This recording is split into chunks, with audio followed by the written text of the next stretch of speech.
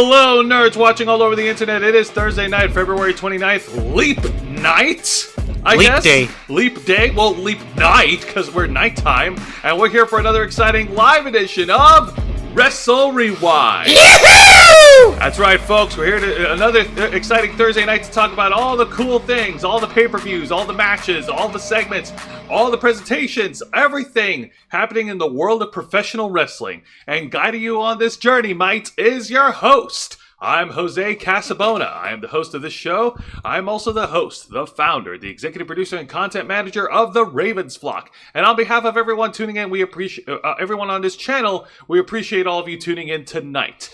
And of course, joining behind the camera is the host of the Black Files, my typewriter for Wrestle Wrewind, the man who puts in the man hours behind all the videos we produce on his channel every single week. He is the Tony Khan Hunter, and he's a master at knifey spoony.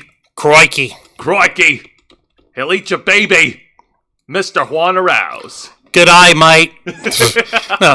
Well, thank you for that introduction, Jose. Don't you ever forget the mister. Of course. And keep in mind, folks, we are simulcasting on YouTube and Kick. Hit the subscribe or the follow button on the bottom right corner of your screen. Click the bell icon to enable notifications. Leave your questions and comments below. We'll answer as many as we can. And if you wish to go above and beyond to support the Ravens Flock, then you can become an inner flocker. For $4.99 a month, you'll have access to all the perks that comes with our membership. Juan, tell them.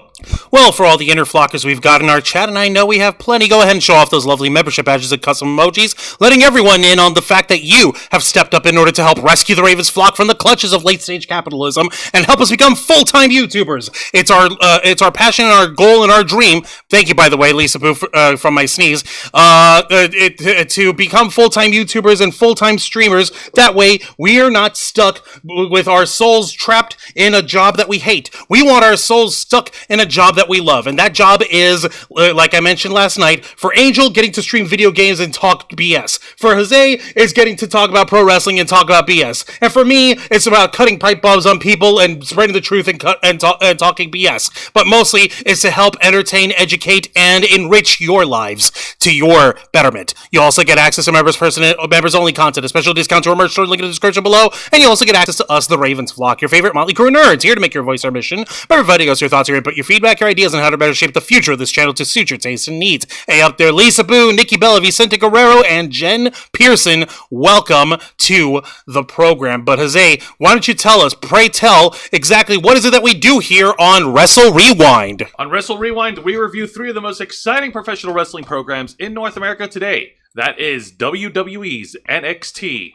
All Elite Wrestling's AEW Dynamite, and Total Non-Stop Action Wrestling's TNA Impact. Yay! All right, folks, it is Thursday night. We're only 3 nights away from AEW Revolution, which will be on Sunday, March 3rd, at the Greensboro Coliseum in Greensboro, North Carolina, which will be Sting's final match in AEW. That is it.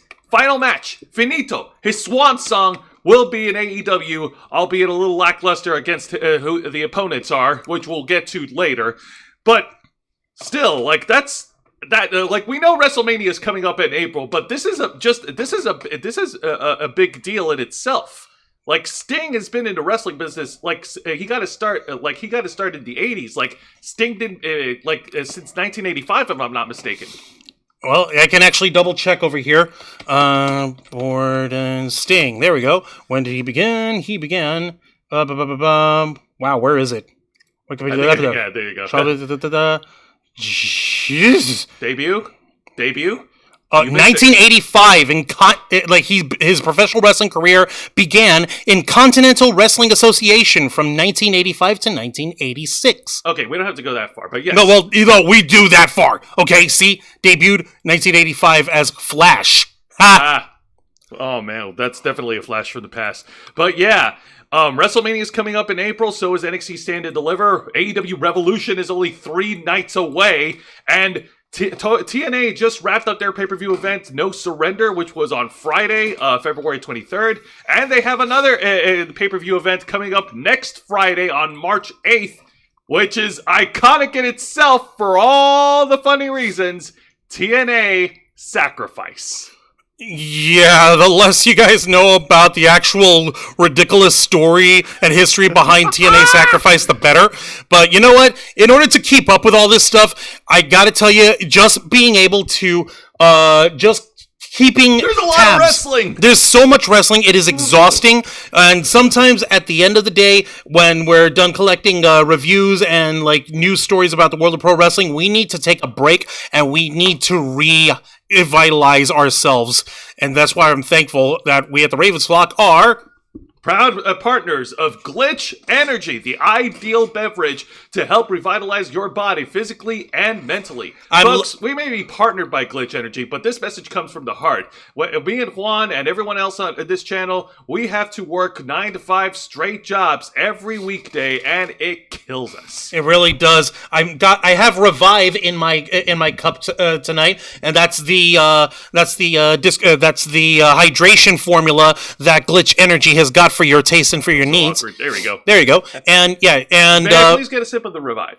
Sure. Just try not to spill. You know, as a matter of fact, it's gonna spill because I think I put the thing on wrong here, just in case if you. Oh, okay. Thank leak. you. Thank you. There you Thank go. you so much. Yeah. All right. And this one is the blackberry lemonade flavor, Jose and Angel's flavor of choice. I strongly recommend for those who are inclined to try out the cherry limeade flavoring. And of course, we invite you to go to glitchenergy.com, use the promo code FLOCKFUEL for 20% off your purchase in order for you to enjoy whether you want to hydrate or re-energize or try any of the other wide range of different nutritional supplements. That's right. 0 calories, 0 carbs, 0 sugar, and 0 crash. You'll get exactly the energy boost you need without all the weird, uncomfortable side effects. So, again, thank you very much for Glitch Energy for partnering with the Ravens Flock. Go to glitchenergy.com, promo code FLOCKFUEL for 20% off your purchase. Glitch Energy, you guys have a lot of explaining to do. I hope you're not a publicly traded company. I hope you guys are still privately traded, because the moment your investors find out that you're dealing with the Ravens Flock, they're going to want your heads on a platter. Why would you do this? You guys are really, really, really masochistic, aren't you? Whoa, you should be ashamed of yourselves. You're good. You're getting a little ahead of yourself there, man. And speaking of getting ahead of ourselves, we've been talking about, Mistress Meg just dropped the $4.99 super chat. Hey, everyone. I'll catch you on the replay. Thank you, Mistress Meg, for the $4.99 super chat. We'll check you in the replay. Leave a comment afterwards. Let us know what you thought of the show. Absolutely. And once again, speaking of getting ahead of ourselves, with all this talk of everything that's happening with Revolution, WrestleMania, Sacrifice, we also glossed over that WWE just recently wrapped up their mega pay-per-view event on Saturday, February 24th. Juan, fans, it is time to talk about this year's WWE Elimination Chamber. Let's go out back tonight. Let go of the day. Go out back tonight. That's the only Australia joke you're gonna get out of us! God damn. No! If Austin Theory got his ass handed to him on a silver platter in front of 50,000 hollering and hooting Aussies for all the world to see, I do not want to know what they will do to your gigantic, skinny, fat ass! I don't know. Brian Zane got away with it. No one knows where he lives, okay? Except he told everyone where he moved to. But I get it. No worries. Folks, it's time to talk about WWE's Elimination Chamber, and ring the bell. Yeah, definitely. Almost, again, getting ahead of ourselves. Yeah. This year's WWE's Elimination Chamber, that's right, took place over in Perth, Western Australia. That's right, for one of the very few pay-per-view events to take place in the land down under, mate. And it was amazing. There was a lot of cool matches, which we will. By a lot, we mean 4. There was only 4 matches. There was one talk segment. We're gonna touch on all of that, but one match in particular we need to discuss, and it is the main event. Now, Juan, I want you to contain yourself. I know how excited you get. I know how crazy you get. Jose, I'm a professional, okay? I may be a professional a-hole, but I am a professional. Are you sure about this? I am 100% positive. There's no way I'm going to lose my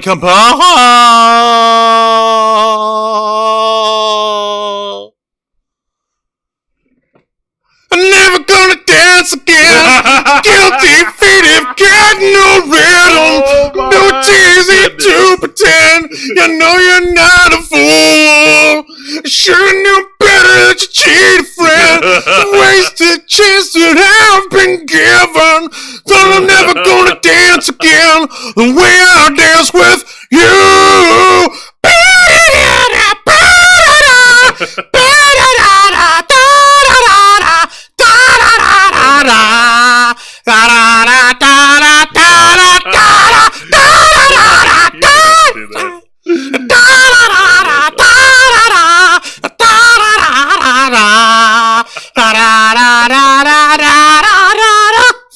All right, Juan. Died for going to live forever. Juan, we've got a lot to talk about. Let's get to it. Do we? Yes, Do we really? It's Nia Jax challenging for the Women's World Championship against the Eradicator herself, the femme fatale of the Judgment Day, Australia's own Rhea fucking Ripley. Yes, She was the main event. She was the main event. She was the belle of the ball. She had her family sitting front row center. It was like a freaking princess fairy tale dream come true for her. And except of course, this is Rhea Ripley we're talking about. She ain't no freaking featherweight princess. You're not getting any goddamn Kelly wafery nonsense out of her. She was rocking hard, and she was rocking like a motherfucker in front of all of Australia behind her. Oh, yeah. Me and Juan, we got a chance to watch the pay-per-view, which, by the way, it is available to those who have it. It's on the WWE Network and Peacock. Mm-hmm. And, yeah, up until that point, Rhea Ripley has been dominant in the entire WWE Women's Division, literally handing their heads on a plate for each competitor. She has been dominant in each singles competition, and this is the first time that she's been tossed around like a rag doll. Well, it's not hard considering who her opponent is. We're not gonna pussyfoot around. And if you want to say that we're doing something that's like, you're hurting her feelings. No, she's a big girl. She's a grown ass woman. She can handle criticisms. It's probably shit that she's probably heard a million times before. But Nia Jax has about as much mobility and as much capability in the wrestling ring as I do. If I were to try to perform animal husbandry on a pack of rabid wolves. Yeah, I know, that's a very obtuse example, but my point stands. Like, wait, what the fuck is that all supposed to mean, Juan? It means I would suck at it, and it means I'm horrible at that, and so no one should ever let me do it. It's the same way that Nia Jax, like I said, bless her fucking heart for trying. She's gotten better, but it's not that much of an improvement on her end. Speaking of rabid wolves, Juancho. Wolves in the Mist, stay up there. Wolves in the Mist, welcome to the Wrestle Rewind. They're saying, hi all, it's Michael. I am laying in bed next to my wife, Michelle. She is scrolling through her phone for baby names. Yay! That's awesome. Awesome possum, guys. All right, and again, speaking of wolves, Nia Jax was also stalking Rhea Ripley like a bloodthirsty wolf. She has been tossing her around like a rag doll, laying in leg drops, she's been specifically targeting her back, hasn't she? Nia Jax. As much as you can target when you have, it's like trying to play Metal Gear Solid and trying to play the sniper duel without taking any of the pentasmin. You're jackling all over the place. She's jackling all over the place, and to Nia Jax's discredit, unfortunately, like the way she wrestles and the way she moves, like you could call it sandbagging, but it's not. No, sandbagging is making yourself immobile on purpose. With her, it's not sandbagging. She's just not nimble. She's not quick with it in terms of being able to move. And that's not to say that you can't be talented and be a big fat fucker like myself, or in Nia's case, because like Vicente Guerrero himself said, Nia Jax, the self-proclaimed 300-pound bitch, said that about herself before facing Ronda Rousey. So yeah, okay. I'm not even trying to make it a weight issue. I'm making it an issue of like, learn your shit. You know what I mean? Fair enough. Fair point. And homie, my girl, what the fuck? I know. But Rhea Ripley would not surrender to Nia Jax. She continued to fight, and she surprised us all with a lot of like high-flying cruiserweight moves. That is actually one of the smarter things that you could do with Rhea Ripley. Like, Rhea has always been booked as like the most dominant woman in the fucking locker room. She's like stands at like 5'9", I guess. I don't know. No, you're right. She is 5'9". She stands at 5'9". She is ripped. She is buff. She is a buff mommy. Everyone in the internet and a lot of people in real life have a very unhealthy relationship with with Rhea Ripley's thighs. Everyone wants her thighs to do bad things to them. But I digress. When she's been booked like that against all her other opponents, and she comes across the immovable object that is Nia Jax, how the hell does the Irresistible Force respond? By playing cruiserweight. Okay, if I'm the smaller person, I will wrestle like the smaller people would. I'll do cruiserweight stuff. I'll take high spots. I will try to be more agile. I will try to outmaneuver Nia Jax. Missile drop kicks, springboard hurricane ranas, crossbody splash, crossbody splashes. It was amazing. Good and textbook shit. Yeah, well, Nia Jax, like, her game is pretty simple. Like, use your size and power advantage. I sit on you, fuck you, pop! And also keep the champ grounded. Like, even during the match, she made Rhea Ripley struggle when Nia Jax locked into stretch muffler. Ow, fuck. You remember how painful that is. Yes, I do. Oh, I actually also, I don't know if anyone actually mentioned it or if anyone noticed it during the program, but one of Rhea's ear gauges like flew completely out of her ear in the middle of the match. Ooh. Oh no, Jose, those are fine. It's the big elongated freaking earrings. Okay. It just flew out, and I think I caught sight of the referee grabbing it and pocketing it real quick. It just reminded me of another personal story involving gauges. I'll tell you about it when we're not live, because that's personal. But getting back to it. But it's funny. It is funny, yeah, no. Rhea Ripley, however, despite the disadvantages, despite the pain, despite the brutality that she endured, Rhea Ripley was able to come out on top. She hits, if I'm not mistaken, near the end of the match. First of all, we got an announce table spot. Nia Jax drops Rhea Ripley on a Samoan drop style onto the announce table, and then she goes to the top of the security barricade and hits, that wasn't a security barricade. She stood on one of the announcers' chairs. She stood on one of the announcers' chairs and did like a flying elbow drop through the announce table. Yeah, and that must have sucked. Which, like, okay, for that kind of spot, you need to be at a higher elevation for it to work properly. It would have probably been better if Nia Jax was closer to like the center of the, like where she would go perpendicular to the table and then use the announce chair to step up and then step onto the barricade and then use that as a moment for her to jump over and do her elbow or body splash, whatever that was.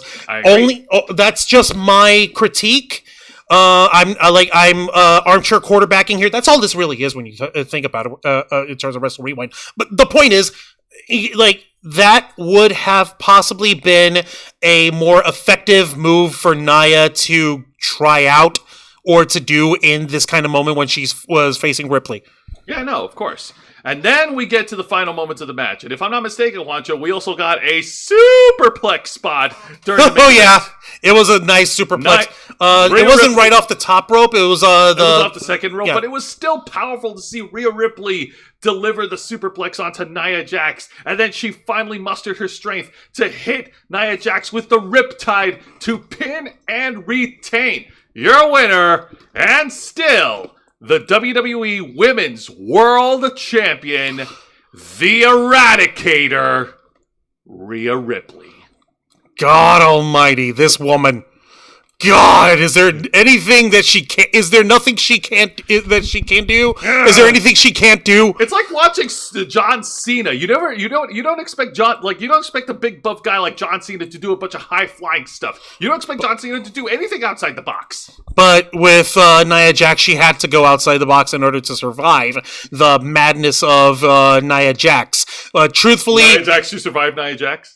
You mean Rhea Ripley? I meant Rhea Ripley to survive Nia Jax. Oh, okay. But seriously, nice match, well done, 10 out of 10.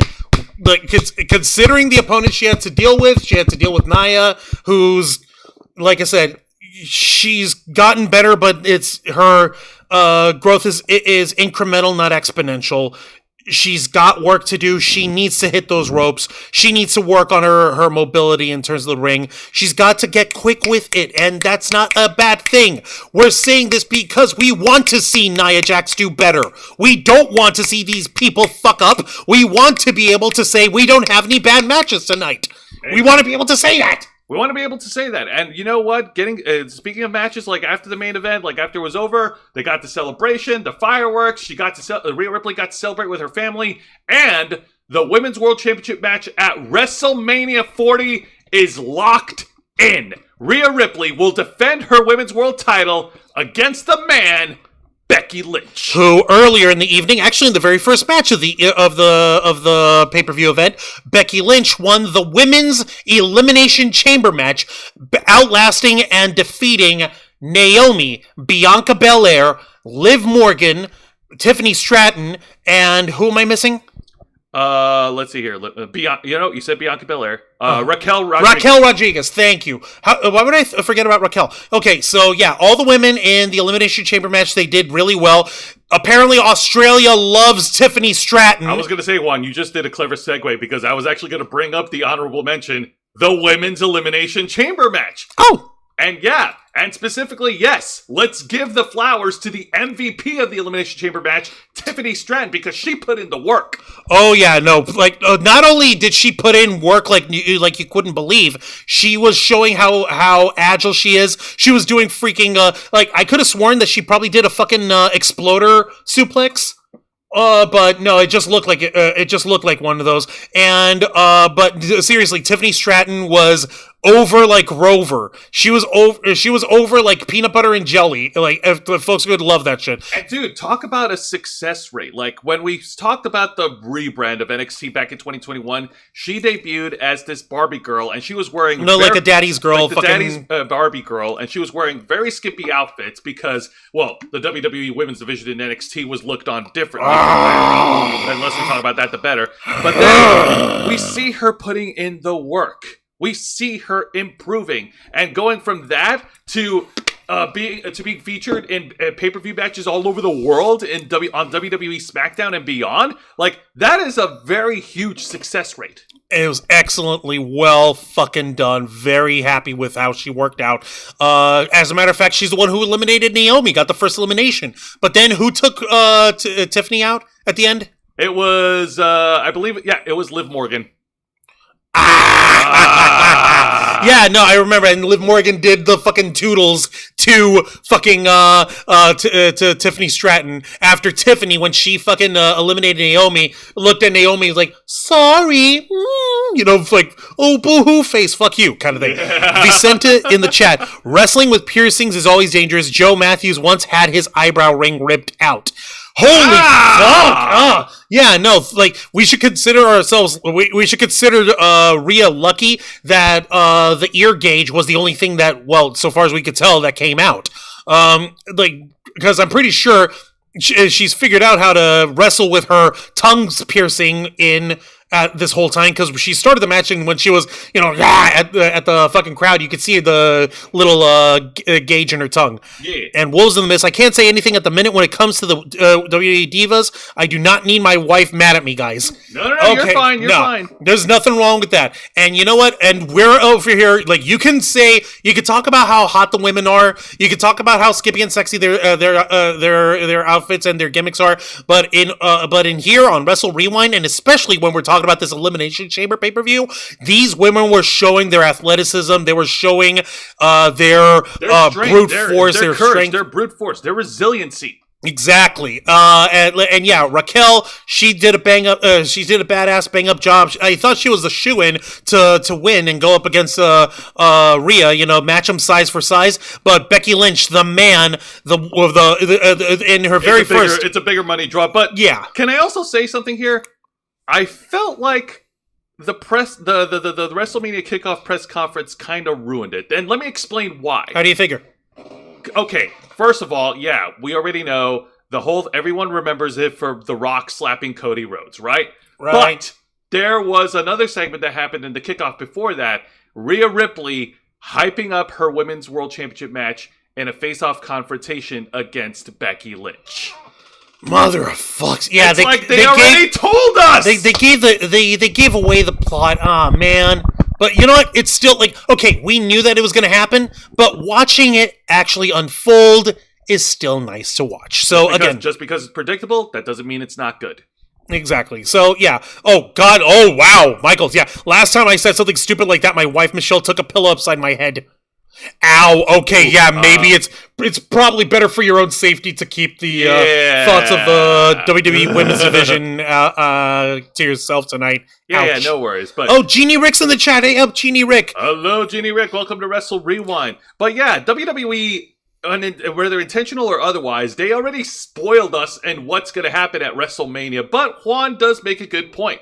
Just because it was already predicted, that doesn't take away any of the excitement from the Elimination Chamber match. You're damn right, and it was very fun. And also, we got the men's Elimination Chamber match winner. It was Drew McIntyre, who's going to be challenging Seth freaking Rollins at WrestleMania for the WWE World Heavyweight Championship. Yeah, I guess you have to thank for that one. Yeah, fuck you. No. Fucking Logan Paul. No, fuck Logan Paul. You still owe money to the folks that you scammed out of CryptoZoo, you fucker. Well, but don't worry, Juan. With the WrestleMania payout, he'll have loads of money to pay back everyone he owes.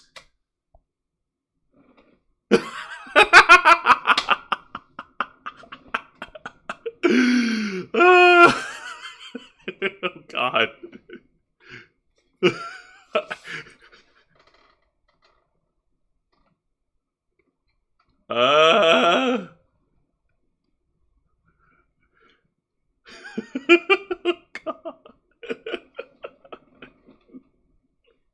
He's never gonna pay them back because he's a scumbag. I know that. That's why I'm laughing about it, because if I don't laugh, the only other alternative is to get angry. And I don't. Yeah, that's my job. And I don't want to get angry. I don't want to feed the trolls, Juan. I don't want to feed the Logan Paul simps of the internet. Gross. I don't want to give them any. Imagine simping for Logan Paul. It's not outside the realm of possibility. I could never. Never. It's okay. You shouldn't. Now let's move on to this week's edition of WWE NXT. That's Yay. right. This is their go-home show before their TV special next week, which is NXT Roadblock. So, Roadblock. Wait, that's not how the meme goes. Yeah. All right, so WWE NXT opens up with an incredible women's division match as Kalani Jordan goes one-on-one against Kiana James. Okay. There was a thing going on between the two of them last week. Remind me. Last week, Kalani Jordan was about to be on the receiving end on a 2-on-1 beatdown by Kiana James and her bodyguard Izzy Dame. I swear that name is stupid. And Kalani Jordan was able to escape the beatdown through the skin of her teeth. And that was after she herself picked up a loss against it wasn't against Roxanne Perez, but she picked up a loss against another female competitor in NXT. I don't remember. No, I really don't remember. I'm sorry. No, yeah, it's okay. But no, because what's her face? No, Roxanne. No, I remember now. Kalani Jordan lost to Lash Legend last week. Right. And then she escaped the 2-on-1 beatdown by Kiana James and Izzy Dame. There we go. Okay, Yeah! there we go. Yay, memory recall. Yay! I don't have bad memory problems. It's okay, Juan. We're all getting old. No, Kalani Jordan was able to fend off against Kiana James' offense with her high-flying and acrobatic abilities. Of course, Izzy Dame providing interference at ringside because of course she is. Of course she is. Because of course she is. And so Kiana James was able to use her power advantage over Kalani Jordan, but the referee was able to kick. But the referee was only able to count to 2. Kalani Jordan was able to hit a comeback, and at one point she even hit a dive through the ropes, annihilating both Kiana James and Izzy Dame at ringside. And then after Kalani Jordan rolled Kiana James back into the ring with the referee's back turned, Izzy Dame attacked Kalani Jordan, rolled her carcass into the ring for Kiana James to hit her finishing move to pin and win. Your winner, Kiana James. God damn it! I hate when this kind of shit happens. But you know what? It's fucking funny. Business bitch. How dare she? She helped save the bar, and that's all she did. And now she's just being a biatch. How dare she? She's being a business biatch, and that bodyguard that she's hired is certainly paying off the investment. Paying off in dividends. Paying out dividends. Dividends, yes. All right. Well, it's a nice way to start off the show. Get the blood pumping. Let's see how the rest of this goes. And now for the exciting match of the night, and this is the semi-main event of the entire program. And this one-on-one match is for the NXT Heritage Cup Championship. And this match is contested under the Heritage Cup rules. As the defending champion, the leader of the Men of Four, Noam Dar, faces one of the members of the... Man, this is a mouthful. They call themselves the No Quarter Catch Republic. No Quarter Catch Crew. NQCC. And the whole group consists of left to right, Drew Gulak, Miles Bourne, Damon Kemp, and all the way at the end, the son of William Regal, Charlie Dempsey. Okay. The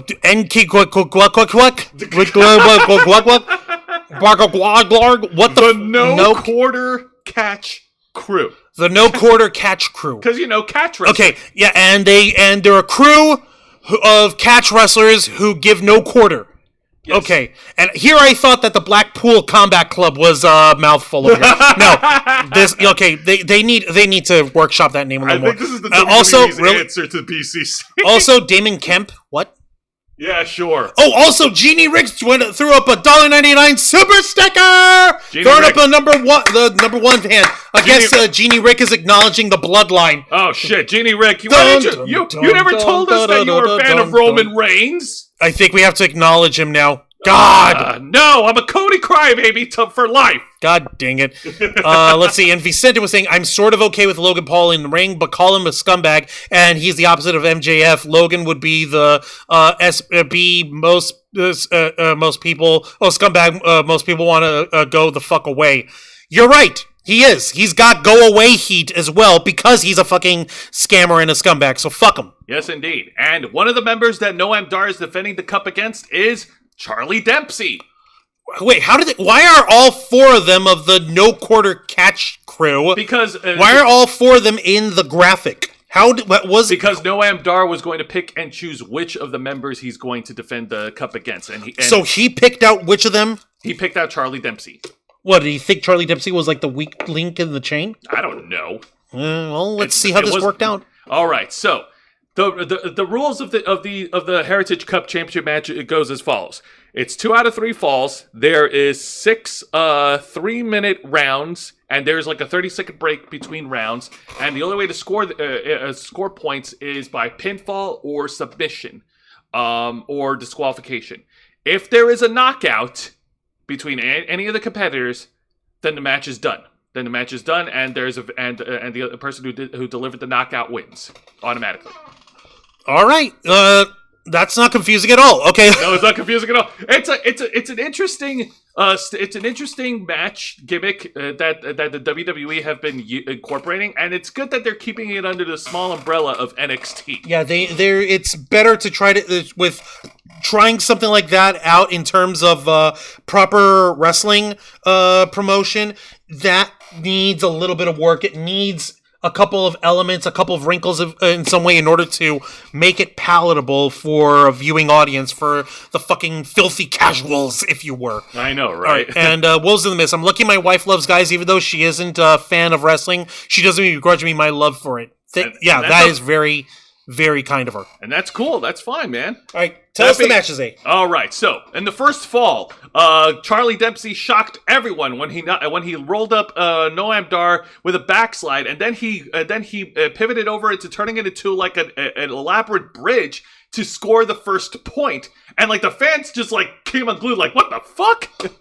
Yeah, Charlie Dempsey scored the first point, and then after the bell rang with the referee's back turned, Damon Kemp attacked Noam Dar from behind to weaken him, the champion. Yay, fuck you. It's also important to point out that the metaphor at a disadvantage because Noam Dar only had Oro Mensah at ringside, while Charlie had the entire crew. So you've only got Oro Mensah as one of the other guys. You've got 2 other ladies in metaphor. Yeah, right? I know. It wouldn't even be fair. Even with Lash Legend, and she's a beefy woman, but even with her on their side, it's still not quite not quite what you need in terms of evening the odds. At this point, Noam Dar was desperate to try to tie things up. So at the next round, he wasn't able to do it. But in the round after that, thanks to more after some more grounded wrestling between Noam Dar and Charlie Dempsey, like I believe it was the beginning of the third round, Charlie Dempsey was dazed and he was confused. Noam Dar hit the Nova kick. He was able to score a fall to tie it up. It's 1-1. Oh shit! It's 1-1. They're going there. They're going there. Yeah, that's right. They're going there. The No Catch Quarter Crew once again got involved in the next round. One of them attacked Oro Mensa. Noam Dar was able to fight off against the odds. He hit Miles Bourne at ringside. He also attacked Drew Gulak, who tried to interfere at ringside, and what's his face, and Charlie Dempsey was able to hit a suplex to pin and win. What? Our winner and new NXT Heritage Cup champion, representing the No Quarter Catch Crew, Charlie Dempsey. Charlie Dempsey has dethroned Noam Dar. And this time, Noam Dar doesn't have an excuse of like, oh no, my cup didn't leave me, fucking thing. It's gone, motherfucker. It's fucking gone. Oh my god! Just as gone as these graphics that just so inconsistent with their sizing. I know. It's just so frustrating weird. and annoying for me. Sorry, go on. I know. It's WWE's fault. We love them, but damn, man. Oh my god. And yeah, Noam Dar, like, his name is synonymous with the Heritage Cup title because he's a multi-time Heritage Cup champion. In fact, the reign that he just had up until that point was the longest reign that he's had since the championship's inception. And now Charlie Dempsey won the title. That's fucking fantastic. I still find it odd that this championship is in the form of a cup, a cup trophy instead of a championship belt. But at the same time, yeah, fuck yeah, let's give it up for Charlie Dempsey. He's been a badass. He doesn't need to write on his father's name. That's why he's still a fucking beast of a boy. Hells yeah, man. He's almost a big strong boy. He's almost a big strong boy. Yeah, no, definitely. The blue blood definitely runs deep within this guy. He's a real man's man. There. There. I took the piss out of it. I hope you're proud of yourself. Thanks. Now let's get to the exciting segment of the night, and this exciting segment is twofold.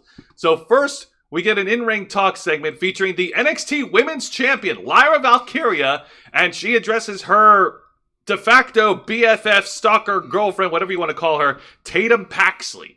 See, last week, Tatum Paxley gave her word that she would not interfere in the women's championship match last week. And she kept her promise. So, Lyra Valkyria, being the nice champion and benevolent champion that she has rewarded Tatum Paxley. And her reward is this. On NXT Roadblock next week, Lyra Valkyria and Tatum Paxley will challenge the Kabuki Warriors for the WWE Women's Tag Team titles. What? Yes! No, what? Yes! What? It's exciting, right? They're gonna get killed! It's Asuka and Kairi Sane, the crazy-ass motherfuckers out of Damage Control that's breaking apart over here, and these girls want to try and take them? Are you fucking kidding me? Are they masochists? Oh my god. What the shit? And we'll answer your question here, Wolves in the Mist, later on during our NXT review here, because it's actually part of our coverage. So we promised an answer, and we promised our audience last night on the Black Files that we would address that rumor. And we will take care of that in just a bit. And Vicente Guerrero was saying these rules about the NXT Heritage Cup remind me of watching World of Sports shows here on YouTube. Refs would give out of 10 count anytime a guy is on the mat. You're right. I remember that. Yeah, of course. Now, and yeah, no, that's seriously exciting. The women's tag title to go to the Kabuki Warriors. No, they're gonna die. Hey, have you seen this girl, no. Tatum Paxley? She's crazy. Crazy isn't enough. She's fucking batshit. But don't count out the champion. Lyra Valkyria can hold her own in a fight. Who said anything about counting her out? Who said anything about trying to diminish her? All I'm saying is that they're gonna die. They're gonna get myrtleized by these two crazy Japanese bitches. They're gonna do it. And they're gonna do it with a smile on their faces. But have you seen their sexy faces? Those smiles are insane. They make you think strange things. You shouldn't have it in your face. What is wrong with you? But you know what did temporarily die, though? What? This segment, because then out comes the dude that nobody likes, the guy who hurts people, Ridge Holland. He comes by and breaks up and cuts off the proceedings to try and cut a promo, declare himself being the innocent person, and then the lights cut out. And for weeks we've been getting vignettes of like cryptic messages of I guess some of the arrival of a new wrestler and who's on the quest to uncover the truth. And the lights cut out. Boom boom. And the spotlight shines in the ring. And Ridge Holland was attacked from behind by a certain chairman with a steel chair. Returning to WWE NXT, the Perfect 10, Shawn Spears. Oh, shit! Holy shit balls. Okay, now it's like we mentioned over here, this is related to the rumor you were talking about last night, where Wolves in the Mist was saying, so do you guys know if the Dreadmare channel on YouTube is connected to WWE, and if they're really teasing Bo Dallas leading the Wyatt Six? And the answer to that is very resounding hell no. Yes, I did send a screenshot of a tweet to Juan that was put out by Sean Ross Sapp from Fightful, who's always on top of these things when it comes to information and news in the wrestling world. And Sean Ross Sapp himself 100% pretty much debunked these rumors in regards to Deadmare. Now Juan's gonna look Dreadmare to Dreadmare. I'm sorry. Now Juan is going to look for that tweet right now. Even though I sent it to him in Messenger, the screenshot of it. We can just pull up the screenshot. Okay, fine. I'll just pull up the blessed screenshot. Yeah. It's no big. I was trying to pull up the actual thing. Cut me a break. Okay, well, and yeah, while we understand that we want to believe the illusion, we want to believe the madness of it all, at the same time, like it as cool as it is, it's pretty straightforward. Sean Ross Sapp. No, keep going up. You're on the right direction. Had actually been doing his homework, and we got that taken care of over here. Oh, I never sent it to you? Hang on. No, you sent it to me on Instagram, I believe. Ah, damn it! Ugh. Yeah, you sent it to me on Instagram. Hang on a minute. Let me send it to you on Facebook right now. No, it's okay, kids. It's okay. Don't worry. Live research. This is why I was trying to pull it on Twitter. I know. No. That one's my bad. That one is my bad. Okay. We gonna be cool about this. Here we go. There. Facebook Messenger. Go ahead and check. Okay. And while Juan's pulling that up, let's talk about Shawn Spears returning. Like the last time you have it pulled up already. Yeah, I have it pulled up already. All right, then let's go ahead and let's get a good zoom in on the... You know what? Here, I'm just going to do this. Shut up, I got it. Okay. Okay. All right. We have the tweet from Sean Ross Sapp. We're going to show it off right now, and Juan is going to read off the tweet. All right, and it reads, and I quote, "I cannot make this any clearer than I'm about to make it. Dreadmare isn't a WWE thing, and that channel isn't Bo Dallas affiliated with Bo Dallas or their family. Very impressive videos, and clearly the person is doing it has a lot of talent. However, they're capitalizing off of the viral nature of the Bray Wyatt, Fiend, Uncle Howdy characters using AI voices and the like. There is nothing wrong with that, but they're not posting any disclaimers and had previously included Bo's social links implying that he ran the channel. The videos are very good, but they're not WWE related." I think a disclaimer at the beginning of these videos would have helped their case so that fans don't get confused. No, see, that's breaking kayfabe, and he can't do that. You can't have that. Well, nevertheless, folks, you have your answer. It is not produced by WWE. This is clearly 100% fan thing, and While it's good, it's not part of anyone's. It's not part of any federation promotion. It's not part of anything. Hope that clears everything up. It's just someone who's a very passionate fan, capitalizing on the legacy of the Wyatt family. And while we want to believe it, but the fact that it remains, it's not WWE related. Exactly. All right, sorry about that. Yeah. Hate to take the wind out of the sails, but it is what it is. But that being said, let's talk about the return of Shawn Spears. The last time we talked about Shawn Spears, like, it was normally related to like AEW because when he was Ty Dillinger, right? He was Shawn Spears in AEW. Oh yeah, so is he going by Shawn Spears here, or is he back as Ty Dillinger? Yay, Shawn Spears. Actually, you guys want to know an interesting fact? Shawn Spears actually got his start in WWE back in 2007/2008 in the ECW brand as Gavin Spears. And then he spent some time away in WWE, and he came back later in the 2010s as Ty Dillinger with the Perfect 10 gimmick.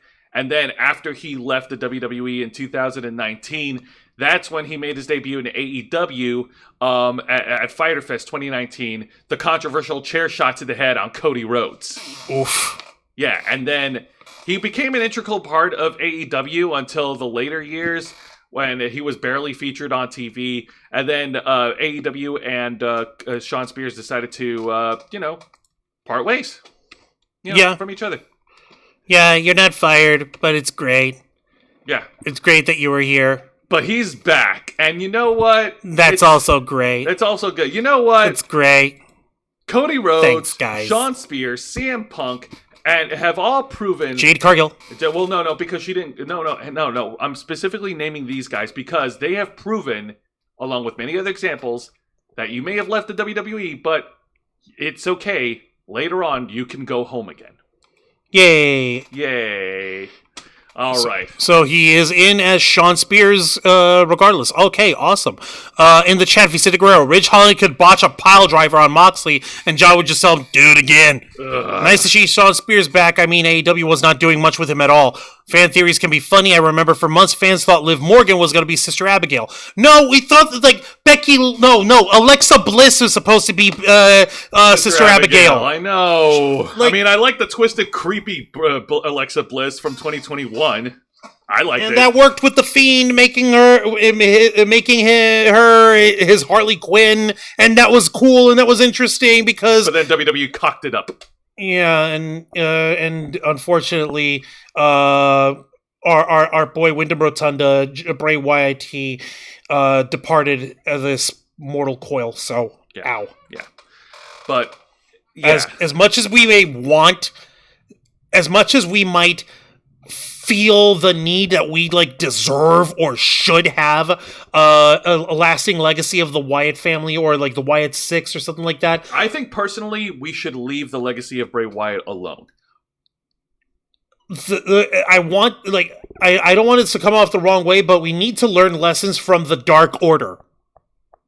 The Dark Order should have ended when Brody Lee passed away, but it went on and is still going on, and it's not anything. We don't want that happening with the legacy of Bray Wyatt. Correct. Fuck. All right, now that that's done and over with, let's go ahead and move on to the match of the night. And it's an average match. It's another one-on-one women's match featuring the former NXT Women's Tag Team Champion Gigi Dolan going one-on-one against Jada Parker, the female valet of OTM, which we already know what it means, and we don't like it. I don't remember. What does it mean, Jose? Out the mud. I instantly regret asking you. Like I said, this match was pretty average. Nothing bad happened. Nothing offensive happened. It was mostly done to put over Jada Parker as she continues to move up the ranks in the women's division. Maybe I'm offended with the thought of that name. Have you thought of that? No, you just think about yourself. Yeah. I'm sorry? You don't like Jada Parker?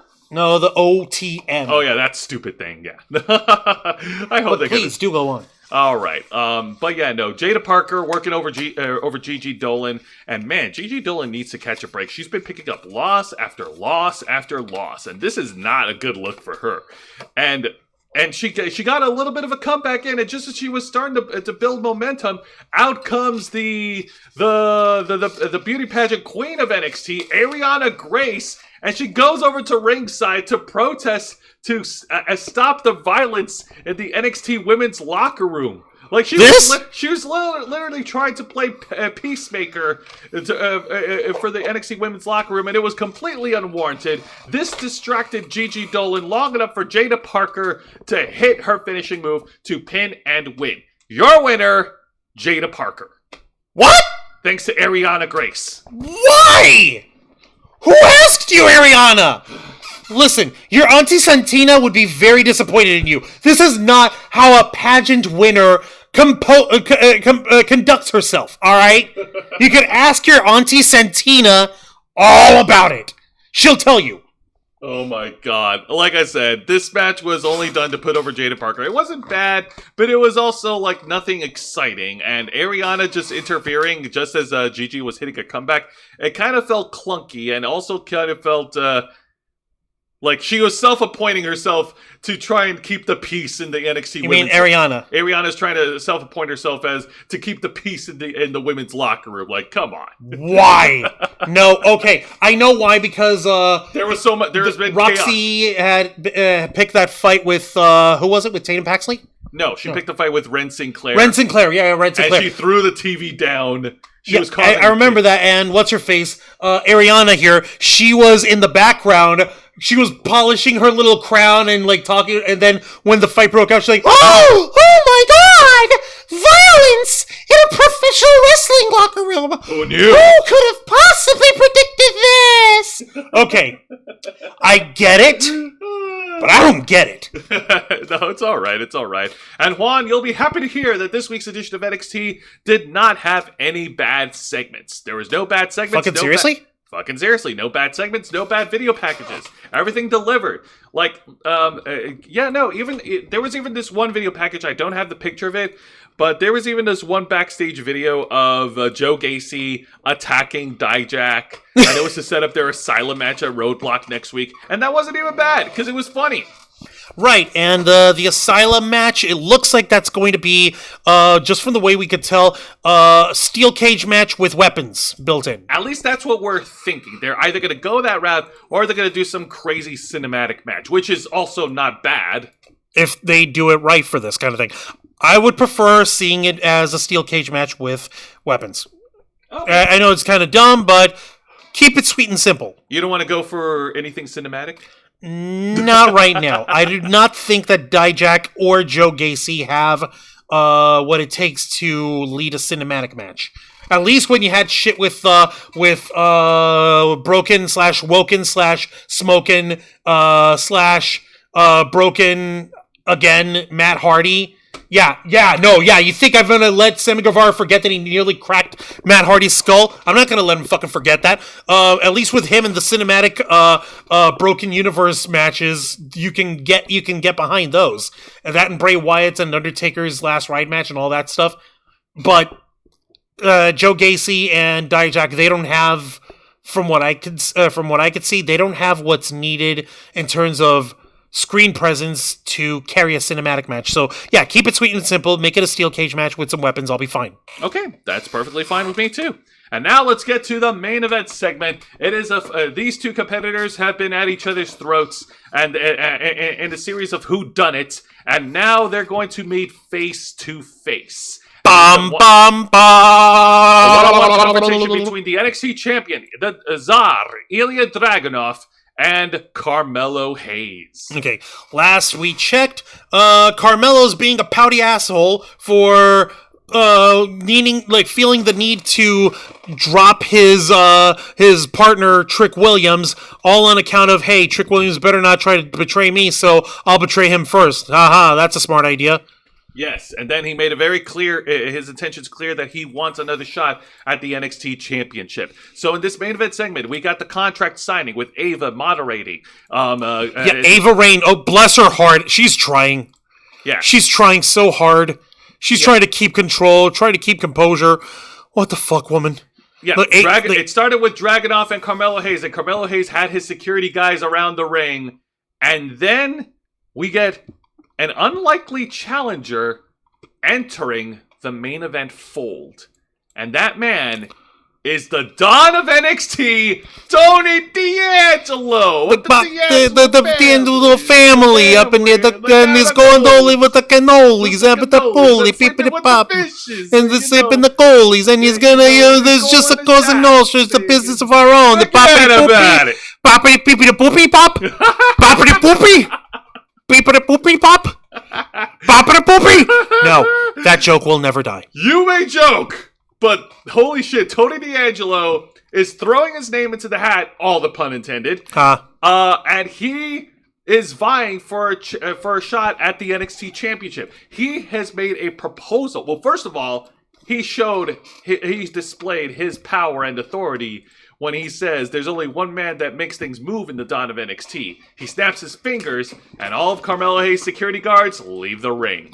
What? That is power! What? Wait. So those were Carmelo's security guards? Those are Well, they're Tony D's security guards now. Well, he made arrangements, and he has an understanding with them. It's just a thing of business here, nothing personal. There, it's just how you run your business around here. It's just jeez, thing of business here, nothing personal. Oh my God! Thank you for that. Okay, I see what happened. Okay. And speaking of business, Tony D'Angelo made a proposal that next week at Roadblock, he would challenge, he and Carmelo Hayes would face off, and whoever wins will challenge Ilya Dragunov for the NXT Championship at Stand and Deliver on Saturday, April 6th in Philadelphia, Pennsylvania. Shit. And to which Ava Raine already drew up the contract. Everything's good. The champ certainly agrees. So Dragunov is all fine with it, and Carmelo Hayes is being a little bitchy about it. Man, I ain't gonna do this shit. You ain't gonna make me something like, okay, do you want a title match or do you not want a title match? Make up your fucking mind, Mello.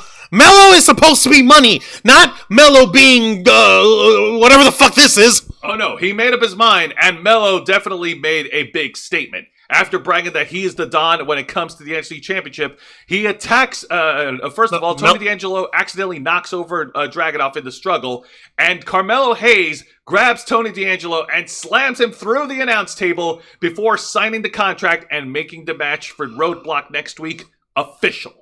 All right, so officially, Carmelo Hayes versus Ilya Dragunov Carmelo Hayes versus Tony D'Angelo, and winner faces Dragunov at Roadblock. Yeah, next week. I meant at Stand and Deliver. At Stand and Deliver, yeah. No, I'm over here and I'm looking at Ava. She's like, I am so done. I've only been in this job for 3 weeks. I am so done with these idiots. Oh, man. I am so pissed. Bless her freaking heart. She's trying. If only she wished she had Samoa Joe as the enforcer. Well, they had Samoa Joe as an enforcer. They had it when we had nice things. But it's okay. He's doing well for himself. He's the AEW World Champion. Your mileage may vary. Right as Tony D'Angelo gets mentioned, reminds me of The Godfather is coming back a few movie theaters. Oh my God. So Juan, your opinion, your thoughts. Tony D'Angelo now part of the main event picture. Well, it's about fucking time. Where the hell's he been? And thank you, Lisa Boo, for throwing up the flock emojis there. And yeah, Ava Raine has a pouty look. She's like, I'm not getting paid enough for dealing with their bullshit. Good grief. Man, ain't nobody gonna freaking cheer for you, Mello, after that mess. Why? Why would we? You're over here being all pouty and indecisive and being a little stupid idiot when it comes to a title match literally handed to you on a silver platter, and you waffle at the opportunity. Fuck you, buddy. That's how you can tell proper storytelling. What's the matter, Jose? My phone's gonna die. Oh, his phone's gonna die, apparently. My phone's gonna die. There we go. And all right. And furthermore, no, you're good. All right, let's go ahead and shift gears and let's talk about this week's edition of AEW Dynamite. Light the fuse, hit the boom, Dynamite! This is the Go Home Dynamite show, the final show before AEW Revolution, which is on Sunday, March 3rd. And this week's AEW Dynamite takes place over in Huntsville, Alabama. Alabama, the home state of, not a Hall of Famer, but someone who deserves mention. One of my personal favorites from the WWE, Hardcore Holly. Yep, Bob Holly. God damn it. Gotta love that man. God, I love that guy. I actually looked up recent videos of him. He's still wrestling in independence, and despite his age, he looks like he's in good shape. Who's gonna fuck with that? No one. He'll knock your teeth out. He will knock you. Do you remember how badly he fucked up a rookie in one of the seasons of WWF Tough Enough? Do you remember that? Oh no! You want a real display of toughness? One-on-one match against Rob Van Dam on ECW in 2007, where he bled buckets through his back. Yeah, that is tough. That's double tough. That is hardcore Holly for your ass. Yeah. But but now we have to unfortunately bring up something that's softcore, and that is the opening segment of AEW Dynamite, where Hangman Adam Page addresses his status for AEW Revolution. All right. His status is I'm leaving and I'm never coming back. The end. Fuck you. If only. Fucking only. It's so easy. So let me give a little pretext here. First of all, on last week's main event of Dynamite, during the 6-man tag team match, where Hangman teamed with Rob Van Dam and Hook to face off Samoa Joe, Brian Cage, and Swerve Strickland. During the match, there was a spot where Samoa Joe had Hangman Page in a muscle buster position. Hangman got out of the way, but accidentally landed awkwardly in his legs and may have, quote, twisted his ankle during the main event. No. Yeah. Hangman got on the mic, and he was and the fans were chanting cowboy shit, so he's getting the babyface chant. Oh, now he's getting baby. What? What the fuck is wrong with these people? What sort of sewage water bullshit is this? No, I demand an explanation. Make this shit make sense. Why the fuck are these people all of a sudden now deciding to fucking cheer for this low-life sack of garbage fucking hangnail Adam filleting his fucking fellatioing himself? Oh, no. This guy, no. Trust me, it gets worse. Let me talk through it. So, Hangman Adam Page gets on the mic, and he says that he's not apologizing to Joe or Swerve. He regrets that he's not going to be able to compete for AEW Revolution. And then out comes Swerve Strickland. I don't have screenshots because I don't want to... Yeah, I know. Out comes Swerve Strickland with Prince Nana. The fans go crazy for him. They go crazier for him, so if it makes you feel happy. So we still have the proper treatment for our boy Swerve Strickland and for Prince Nana? Of course. After all, it's Swerve's house. Whose house? Swerve's house. Coke, get your vibe, then I smoke. When I drive, big pressure, I apply, feet and beat. You've lost your mind, then I swerve when I drive, swerve. That song is catchy, isn't it? Yeah, it is. It's catchy, and doing the Prince Nana dance is just, it brings me joy. All right. I need some kind of joy. Swerve hangnail does not spark joy in my life. Swerve got on the mic and he cut a very passionate babyface promo himself, saying that, yeah, him and Hangman Page, they've been at war for a very long time, and he's made it very clear that he's going to be walking away, that one thing is certain in the future, that he will become the new AEW World Champion. He went about his struggles and how he went from being jobless to being a main event player, and how he went from being just a cruiserweight to being one of the main event stars. And then out comes Samoa Joe at up on the stage, and Samoa Joe got on the mic, and he pretty much cut down Swerve and Hangman Adam Page, and he basically said that at Revolution he's kicking both their asses, that he's not going to be overlooked, and that Hangman Adam Page may not be telling the truth there. And then Swerve got on the mic, and I swear he cut a very scathing promo like, "Hey man, when I'm done with you, Samoa Joe, when I take away your title, you're going to go back to wearing a poncho on commentary." Wow! Fuck you, Swerve! Good grief. And speaking of Swerve, we get a swerve from Hangman Page. Hangman Page attacks Swerve from behind. What a babyface. Attacks him with the canes, and he's fully 100%, and he kept yelling at Swerve saying, "You will never be world champion. Joe will never be world champion. I will be world champion." And Yeah. Two things. Number one, I'm going to check out the chat here. Vicente Guerrero, you saw Hardcore Holly and GCW last year. Online showing no, it was not a death match. Thank God. Fans flip-flop on boos and cheers for everyone. AEW crowds chanted for CM Punk. Then, in the same match, they chanted, fuck CM Punk. It was when Omega Man and the Bucks came back from suspension. Yeah, I remember that. Those fans are fucking insane. Number one. Number two, what was the point? What was the point of Hangman trying to fake being injured? Only to go ahead afterwards and try to attack the guys with the walking cane or whatever he's using? Was it like a crutch, a walking cane? What was he using? He was using walking canes. A pair of the crutches. Crutches. Yeah, he was using crutches, and he attacked Swerve with a crutch. What was the point? I guess to build up more heel heat for him. No. Do you want to sit on to talk about this? No, because I've got plenty more to talk about. But no, I'm gonna try and be I'm gonna be a little bit more generous this time around here, and yeah. He's going to be more generous about Hangman Page. No, I'm not. No, I'm not going to be generous about Hangman Page because fuck Hangman Page. Fuck him. He's a fucking scumbag. I don't want him anywhere near my television ever again. Oh my goodness. Okay. I didn't understand the whole point of the swerve. That swerve was... It had no point. Yeah. It's got me like this. What the fuck? Yeah. Oh my god. No.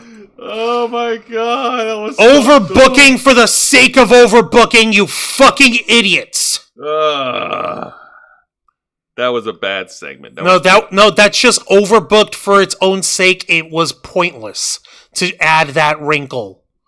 It didn't need to be on there. Hangman you know what he could have fucking done?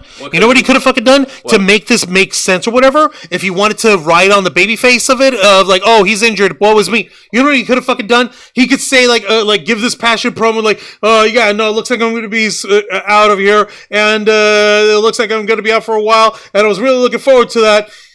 And so, I got to let you guys know that I'm afraid... At Revolution, you're just gonna have to deal with my ass! Fucking throws the crutches away mid-promo. I'm 100% motherfuckers! Nothing's gonna stop me! See? That would have actually gotten him an earned pop. That would actually be, okay, yay! We thought we were worried for you because you're a fucking idiot and you got yourself hurt. But no, you're not hurt. Well done. Yay, we want to see you be fired up and passionate. Well, then comes out Swerve Strickland and cut a better promo, and then, what's-her-face, Samoa Joe. You could still attack Swerve with the crutches afterwards, because it's not like those crutches were magically going to sprout out anywhere. Hang on, but trying to fake it in between then, it made no fucking sense. Okay, but now how would you have done it if your goal was to get heel heat on Hangman? Same way. Because that heel heat would immediately go straight on there and have him attack both Swerve and Prince Nana. We've seen that he's not above attacking Prince Nana, who's an older gentleman, and he's the heart of the team. Yeah. But seriously. This is bad. This is really bad. Oh my god. Yeah, no, that gift says it all. Let's go ahead and move on. Let's wash our hands of this, and let's talk about an exciting match on Dynamite. And this actually featured the best of the AEW women's division. Oh, does it? Yes, it does. As two competitors face off, Chris Statlander goes one-on-one against Sky Blue. Yay! Okay. That's right. Now, the story behind that is that Chris Statlander, she's been pairing up with Willow Nightingale for weeks, and they've been pairing up with Stokely Hathaway. Or rather, Stokely Hathaway is trying to get him endorse himself, as their manager. So for both, he's looking for new talent to manage. Yeah. Well, Sky Blue's got the booty. Chris Statlander's an alien, and so what the hell's he got? Oh no, Sky Blue, she's wanting a little bit of revenge because she's got some beef with Chris Statlander from last week when she interfered in her match. And Sky Blue's also been teaming up with the AEW TBS champion, Julia Hart. Like, these two are basically like gothic baddies. Like, it's so weird. It's so weird but awesome seeing Sky Blue as this, like, gothic bad girl, so... Yeah, yeah, no, I can see working, and you know, Sky Blue, she's got that mean streak in her, so yeah, I can live with it. So both these women fight off, and they go back and forth in their action. Chris Statlander was able to get the upper hand while these two women fought at ringside. Chris Statlander hits a super kick on Sky Blue before hitting her with a German suplex, landing Sky Blue onto the edge of the apron. Ouch. Fuck. Ow, ow, ow. Fuck indeed. Yeah, no. And as we get back from commercial break, Sky Blue was able to turn the match into her favor until Chris Statlander was able to mount a comeback. And during this match, like, Sky Blue was able to regain control until Stokely Hathaway got involved.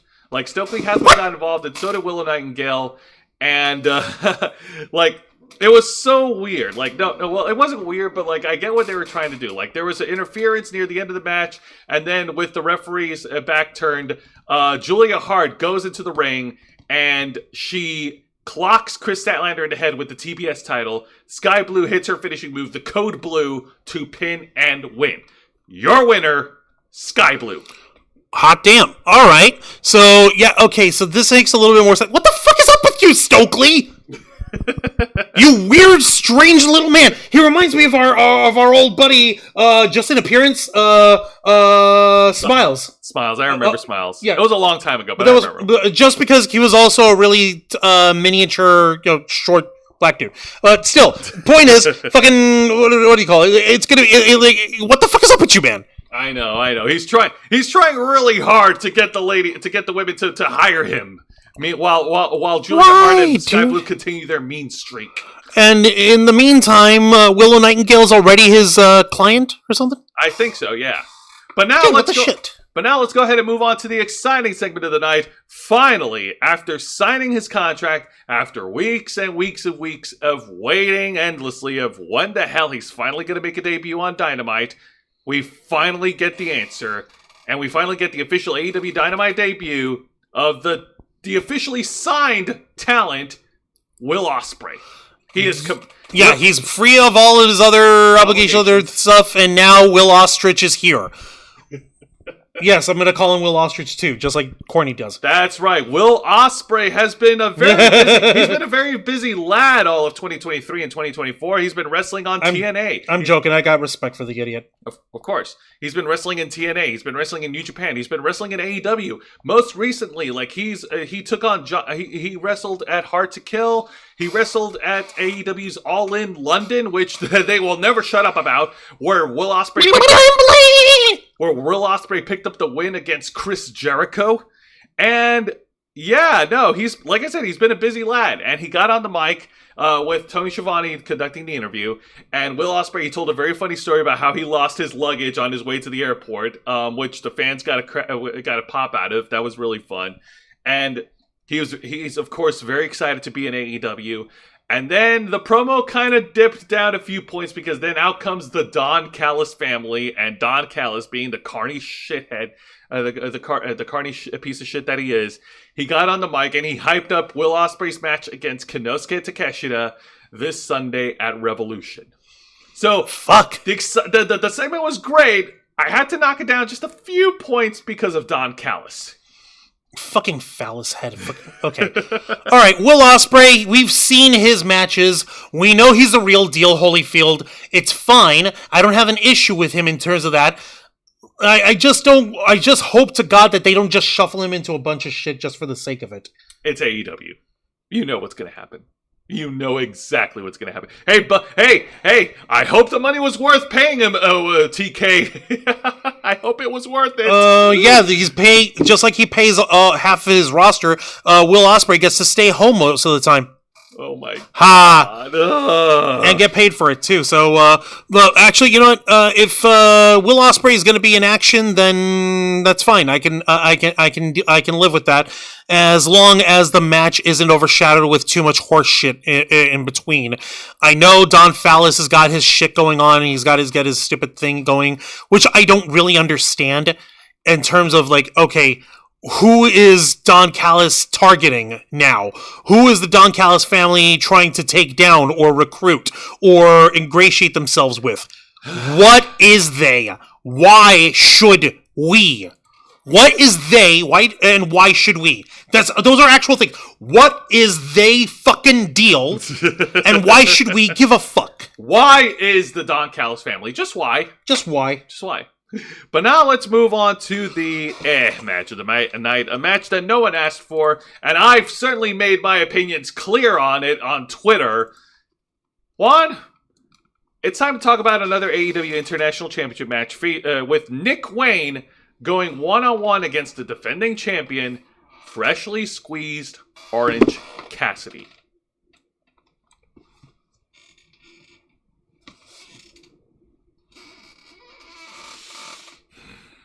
I'll be saying this for the last time. Thank you. Because I'm very, very angry and disappointed. I'm sorry. This... okay, you know what? I'm gonna keep my frustrations short and to the point. I pretty much went on Twitter and I pretty much voiced my... I shared the tweet and I said, what's the point of this match? Why do we need to care about this match? Like, Orange Cassidy is defending the title, which is good, except, you know, he's got a pay-per-view coming up where he has to defend the international title against Roderick Strong on Sunday. So why is he defending it every single week, including this week, which is days away from Revolution? I told him, like, no, I pretty much put out a tweet in frustration saying, like, Tony Khan, why do you put him on TV every week? What about the other wrestlers? What about the other talent that you have on your roster? I did a head count, by the way. Their updated roster, guess how many they have, men and women included? How many total? 166. Wow. And we've got Nick Wayne going with Orange Cassidy. Nick Wayne, I'm fine. Yeah, give Nick Wayne a little bit more time to polish. Yeah, I mean, like, on TV, but Orange Cassidy has been on TV every goddamn week. That's because freaking Tony Khan has a hard-on for this doof. And not to take anything away from his ability in the ring. If he actually took his shit seriously, he'd be a hell of a star. He really fucking would. But the fact of the matter is, Orange Cassidy is overexposed. Why the hell do you think I keep doing the little thumbs up gimmick over here? Because it's annoying. Because it's directly in your fucking face. Because it's grating. I go out of my way to try to freaking try to get my chair to squeak harder when I do that. Freaking hell, man. Like, I really did not. I really personally believe that this match never should have happened. I feel like there was really no point to this. So you know what? I'm just going to skip to the end. Of course, Orange Cassidy wins because it's a foregone fucking conclusion. Vicente in the chat, please do not damage Ospreay like they did. Jay White has been booked from main event in New Japan Pro Wrestling to mid-card comedy in AEW. Right, like, the idea of Bullet Club Gold works if they do it, like, seriously. If they do it with intensity, with fucking, you know, what do you call it? Like, with conviction, but they don't. And yeah, and yes, thank you again, Lisa Boo, for the Flockhearts and Vicente. Almost 170 contracted talents. I see why Tony Khan bought Ring of Honor and turned it into AEW's farm league. Yeah, that's basically what he did. He instead of trying to build his own sort of developmental NXT, he just bought Ring of Honor and turned it into his NXT. And what's more, he's even giving that less consideration when you think about the fact that Ring of Honor was, before fucking AEW came around, was like the number 2/number 3 of the fucking business. Actually, you want to know something really funny? What? The women's booking in Ring of Honor right now is far better than in AEW. Think about that. How? Because of their defending women's world champion, Athena, a.k.a. Ember Moon from WWE. Well, PKA. PKA Ember Moon from WWE. Okay, so I've seen Athena feuding with Willow Nightingale, a couple things. What more is going on? She's just been defending her title. Like, she's been a champion for about over a year, and she's been having killer matches with Willow Nightingale, and she's been defending it against every woman in the Ring of Honor women's division. And she's been putting on just stellar matches. Like, the women in Ring of Honor, they're featured much better than in AEW Dynamite. And that's because, they actually were given more time to wrestle. It just sucks that all of that success is behind a fucking paywall.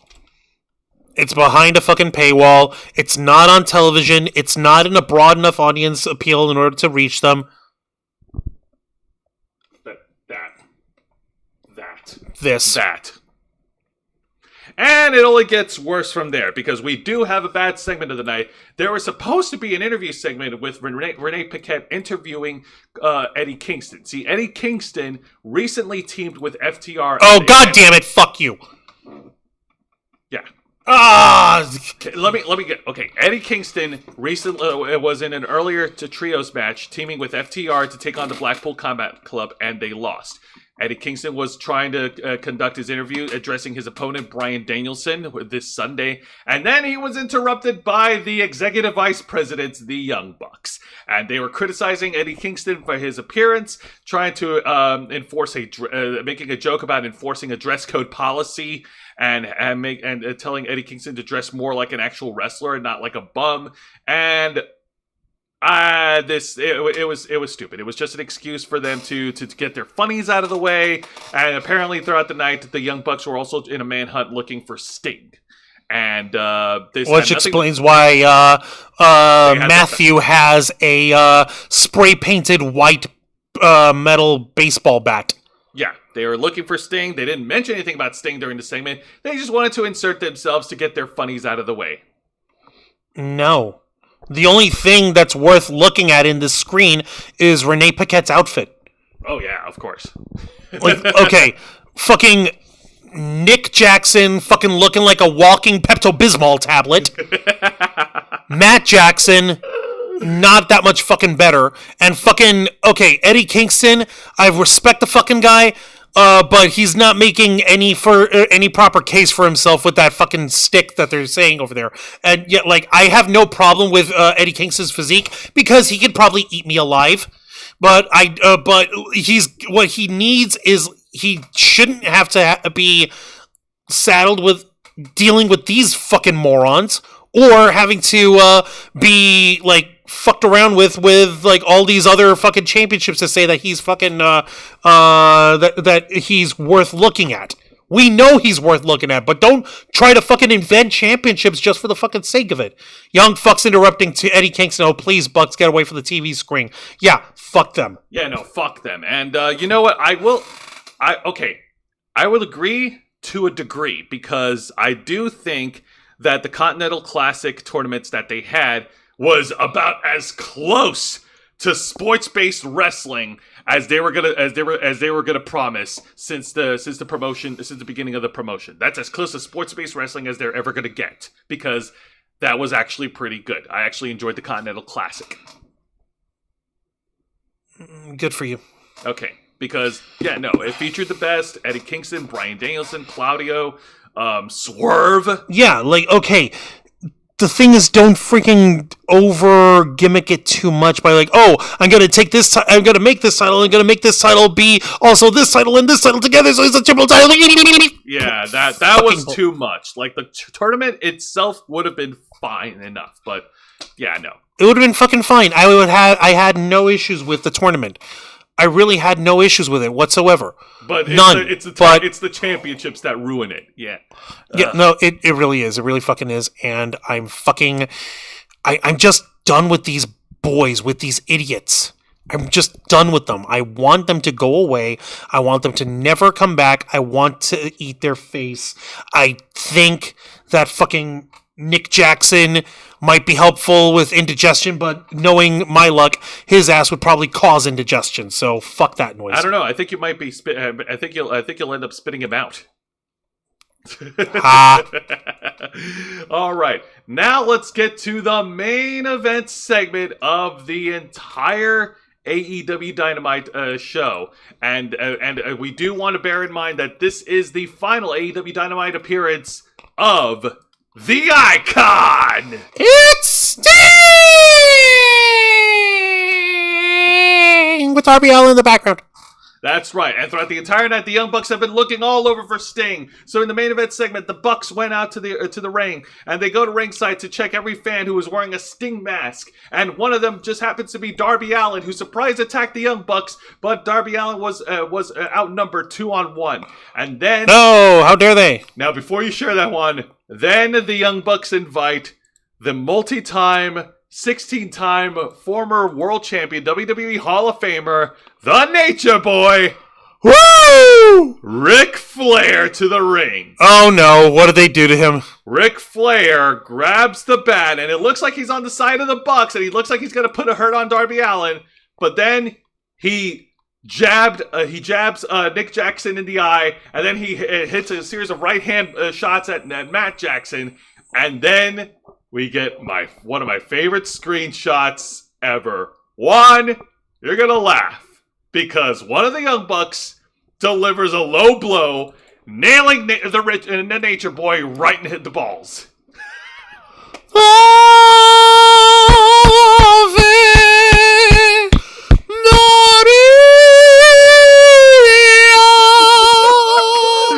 Oh my god. My friend, the end is near. Oh my god. And so I face this final curtain. Nick Jackson nails Ric Flair right into two horsemen. I'll stay clear and make my case, of which I'm certain. Oh my god. We don't have to play the actual thing. I'm not gonna play it. Like I was saying it. Like I've lived a life that's full. I've traveled each and every highway, and more, much more than this. I did it my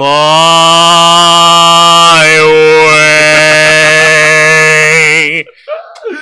Ow, fuck. See, I told you you'd get a laugh out of it. Oh, it's a good thing he's not getting much use out of those anymore. Ha! Let me take a look here in the chat. Sounds like Juancho would make Faces of Death Part 5 staring at the Bucks. You're damn right it would. And then after the Bucks were done with the Nature Boy and Darby Allin, Ow. Sting's music hits, and the Bucks walk over like, to the Titantron, waiting to ambush Sting. And then, I swear to God, like my inner child came out. Like I was gleeing like a kid when I saw this. Sting coming down from the rafters. Bam, bam, bam, bam. Darby Allin as well. Bam, bam, bam, bam, bam, bam, No, bam. Darby Allin was already in the ring. He got his ass kicked. I thought that was him. that's You're right. It was just Sting on his own. Sting drops down from the rafters, and he takes out his bat, and he lays out an assault on the Young Bucks, knocking both the Bucks out with the bat, and then he grabs the Pepto-Bismol branded Nick Jackson in the middle of the ring and drops the Scorpion Death Drop onto Nick Jackson. Yay! And the show closes with Sting, Darby Allin, and Ric Flair standing. Yay!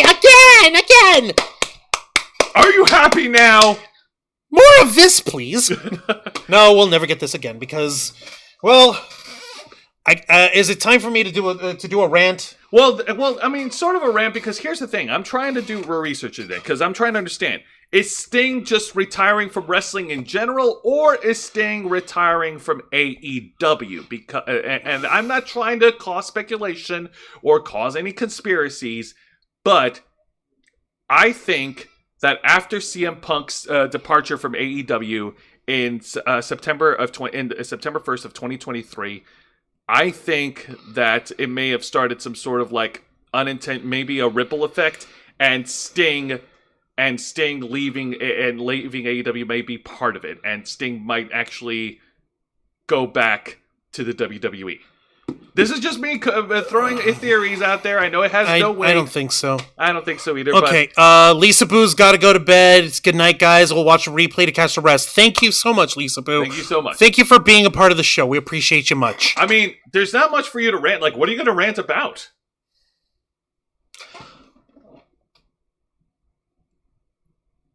You know what? I got something. I've got Okay, something. okay, Here, all right. okay, okay. Here. We'll swap seats. Here. All right. Yeah.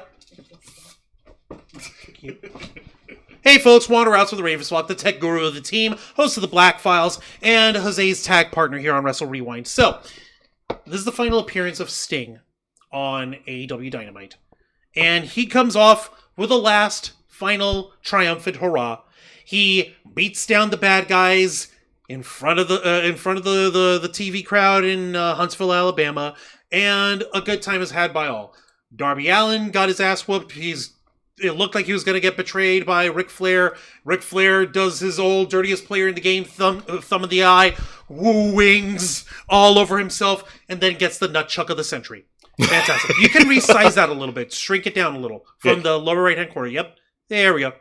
Better.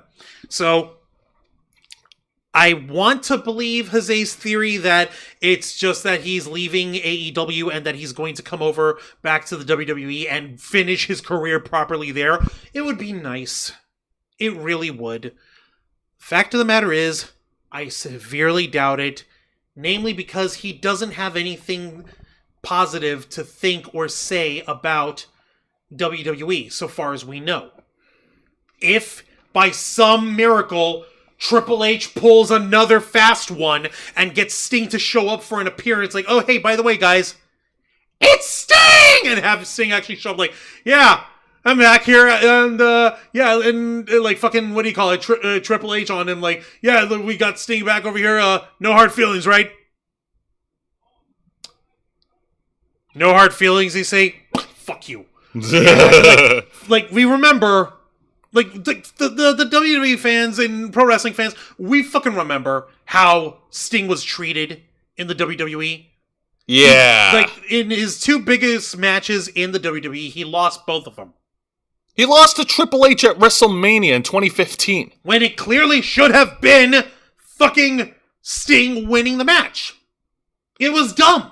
And what's his face? Even though Triple H can't take a proper bump and like go at it in an actual fight, a freaking quick like baseball bat to the gut or a right punch to the face or whatever would still be like, yeah, still got it. And like, I'm just here to help lead on with the next generation. Looks like you guys could use someone who could help out. And I know a thing or two about mentioning the locker. And he could be like a special guest attraction. So I want to believe that, but the way everything's structured right now in WWE, I sincerely doubt that there's actually going to be a place for him there. Or at the very least, like, bring him back under a Legends contract, for, marketing reasons. But to do what? Just to be marketing? Just to be a spokesman? Just to do something? Like, no. They did it for the Dudley Boys. What his ass would want to actually be in the ring again or do something or do a segment. It's crazy, but he would do it if he had the chance to do something physical. Because he's got that kind of dog in him. No, we're not cutting to wolf dogs. I digress. Knowing Sting the way we do, it's more likely that this is it. This is curtains for Steve Borden. I really, really wish to God they would have gone with the idea that I spitballed, have it be a one-on-one finale match between Sting and Darby, and have it be, like mentor and mentee, like student and trainer fucking clashing, and have it be like just heart-wrenching, gut-wrenching, heart-filled kind of match in there. Like Sting is getting his ass whipped, and Darby doesn't want to keep doing this shit, but he knows that Sting doesn't want to fucking give up. The same way we had with Shawn Michaels and Ric Flair. We had that. It was silly, but we had it. Why not have that happen with these two? They could have tried it. But no, we have the fucking young fucks fucking around with the fuckery. Or, like Vicente said, the ultimate dream match we should have gotten was Sting versus The Undertaker. Right? We could have had Sting and Taker! But no! For some fucking reason, nobody thought of that! Nobody thought that we deserved that match! Fuck you! Yeah, let's see here. Having Sting versus Triple H felt like it only happened because Triple H was still pissed about jobbing to Sting on WCW Saturday. Yeah. And then Vicente Guerrero made an earlier comment saying, to come down from the Raptors was so badass. Unlike WWE, AEW took precautions. Even Hulk Hogan at home had to have popped for Sting and thought WCW good old days. Right, Brother. Go fucking figure over there. See what you will. At least these guys know what not to do when it comes to doing a rafter trick. I digress. We're gonna miss Sting. This is the end of an era. He's one of those last of the old guard of professional wrestling, and he's riding off into the sunset on his terms. And if his terms happen to involve the fucking young fucks, then fucking so be it. That doesn't mean I gotta like it. I'm with you there, pal. All right, You can take your fucking thing back. One needs to be angry. No, it's not angry. I'm just like, man. You remind me of a line from Captain Kirk in Star Trek V, The Final Frontier. I don't want my pain taken away. I need my pain. No. Jose, he said that with proper conviction and shit. No, man. That's not what this is. This is just sad. He deserves better. I know. Sting definitely deserved much better than the Young Bucks. All right, but don't worry. We're going to wipe our hands clean of everything AEW related right now, because now we're going to shift gears over to total nonstop action wrestling. Specifically, we're going to discuss the main event of their Friday pay-per-view event. That's right. I'm pretty sure. Yeah, I don't think you did. Yeah, I did. I did move it. Did you? There. Yeah, go ahead. Keep scrolling down. Look for TNA. Yep, right there. That big explosion. Okay, give me a minute. Okay, wow, that is a big explodey, but let me actually fix the big explodey. No, you're good, man. We're going to talk about the Friday pay-per-view event from February 23rd, TNA's No Surrender. Holy shit, that is a big explodey. And surprisingly, like when we were reading into this, surprisingly, the TNA World Championship match was not the main event. This time around, their main event match was actually revolved around the X Division Championship. Right? What the fuck? Seriously? I know. It got me by surprise. And the main event features the defending X Division champion, Chris Sabin, going one-on-one against the former WWE superstar, Mustafa Ali. Oh god, I remember now the whole thing of Mustafa Ali going on the campaign trail to become champions of every promotion and shit. God almighty. Yeah, no. Mustafa Ali was last seen in WWE back in August/September on NXT, and he was unfortunately fired for 1 week after the company after TKO Holdings LLC was formed. Which was bullshit, because Mustafa Ali, he's clearly got a head for things. If they let him do the shit, he was trying it right there in NXT for a minute, and then they just kicked him out like nobody's fucking business. Fuckers. Yeah, no, and since his release from WWE, Mustafa Ali has kept himself busy in the independents. He's been wrestling. He's been wrestling recently in New Japan, and he's also been wrestling in TNA. Well, shooting his campaign promos in TNA. This is his first official wrestling match in total nonstop action wrestling, and boy did he deliver. This main event match was absolutely amazing. It started off with both these guys working their ground game, trying to one up against each other. The fans of New Orleans, Louisiana were behind both guys. They were chanting for Ali and they were chanting for Sabin. Holy shit, seriously? I know, right? Nice. Mustafa Ali got the early advantage on, hitting a 450 splash, targeting the left arm of Chris Sabin, which becomes the major sticking point of the match. Mustafa Ali continues to target the left arm while continuing his fight. Chris Sabin then regains his momentum, and he tries to, and at one point he tries to hit the cradle shock. Actually, first of all, he tries to lock in the crossface onto Mustafa Ali, but Ali was able to break out of the submission hold. And then Chris Sabin hits the cradle shock on Mustafa Ali, but Ali was able to surprisingly kick out after 2. No! And then I don't believe it!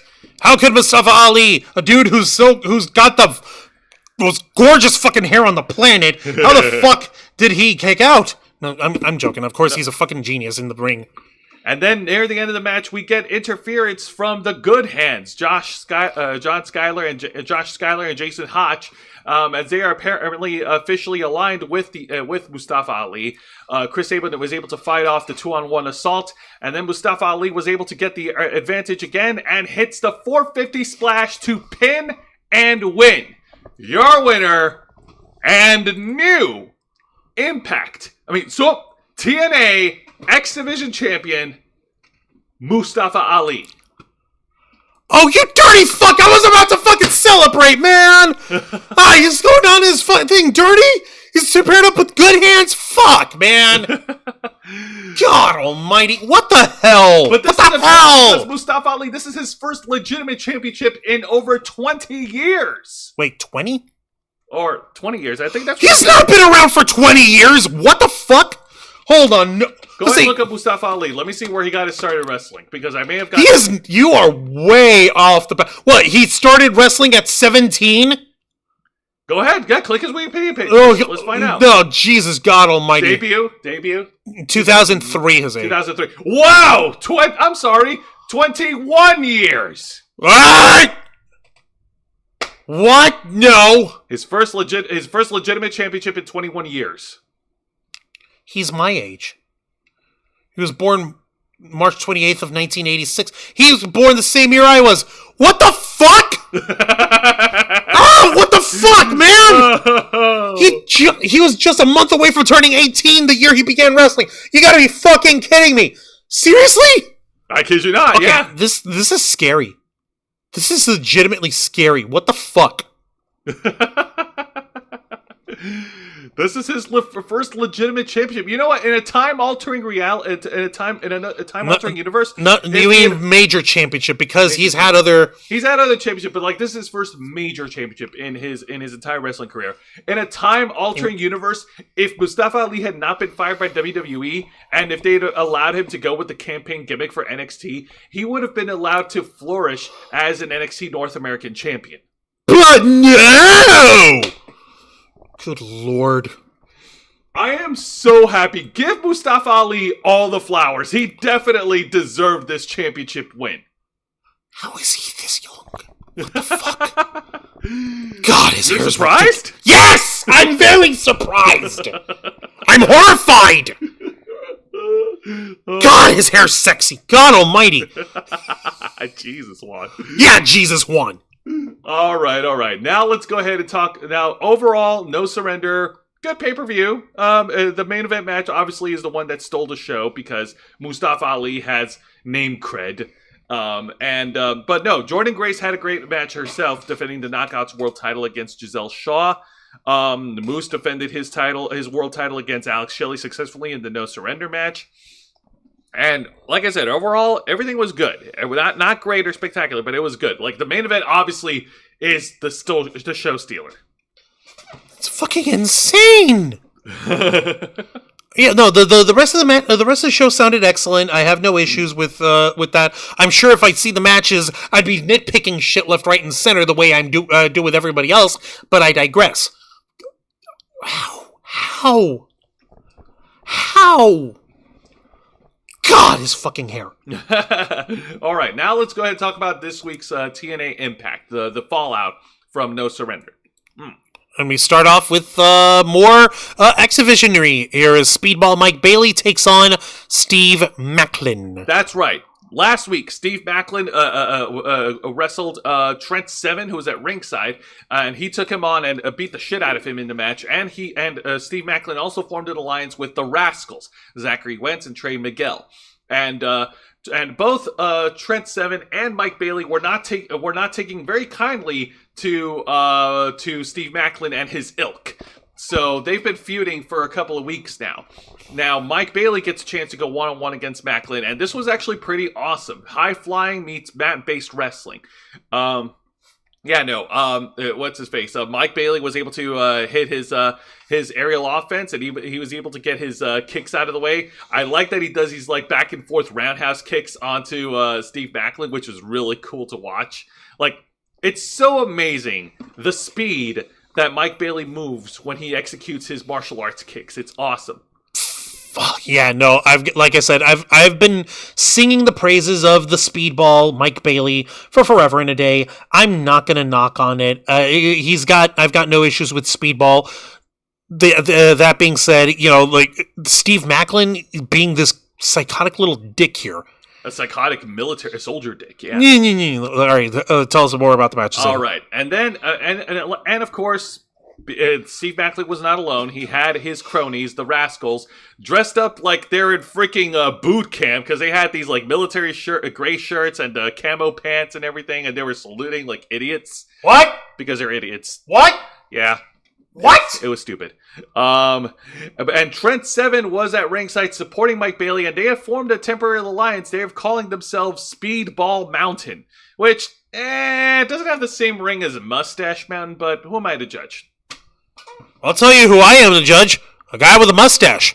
Well, I've got a goatee. Then I should probably shave up and shape up my shavery a little more. But you and me both, Juancho. Yeah, now that I found the buzzer, I can take care of that thing that I need to help you with. Okay. But getting back to it, and everything was going right for Mike Bailey. Even at one point, Mike Bailey did a suicide dive through the ropes, annihilating Steve Macklin and the Rascals at ringside. But unfortunately, it was that same numbers advantage that proved to be Mike Bailey's undoing. After some more outside interference from the Rascals and Trent Seven trying desperately to even the odds, Macklin was able to hit his finishing move, the KIA, to pin and win.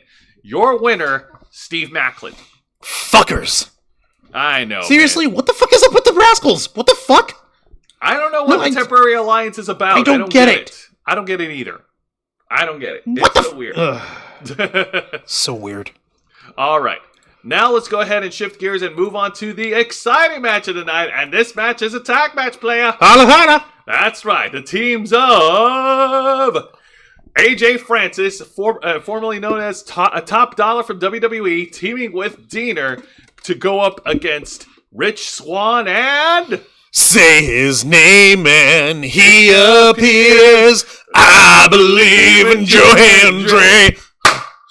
I believe in Joe Hendry. Yay! Oh my God! Tell me what kind of a train wreck of a match is this? Go on. Joe Hendry's in the ring. Fans rejoice. It was such an exciting tag team match. Started off with Joe Hendry and Rich Swann tagging back and forth, demonstrating their babyface chemistry as they put the beating on Diener. But then everything turns sour as AJ Francis gets into tag and he starts putting the punishment onto Joe Hendry. For the majority of the match, Joe Hendry was worked on by Francis and by Diener. Oh fuck! Yeah, no, it was pretty brutal. And then he finally got the hot tag on Rich Swann, and Rich Swann was a ball of fire.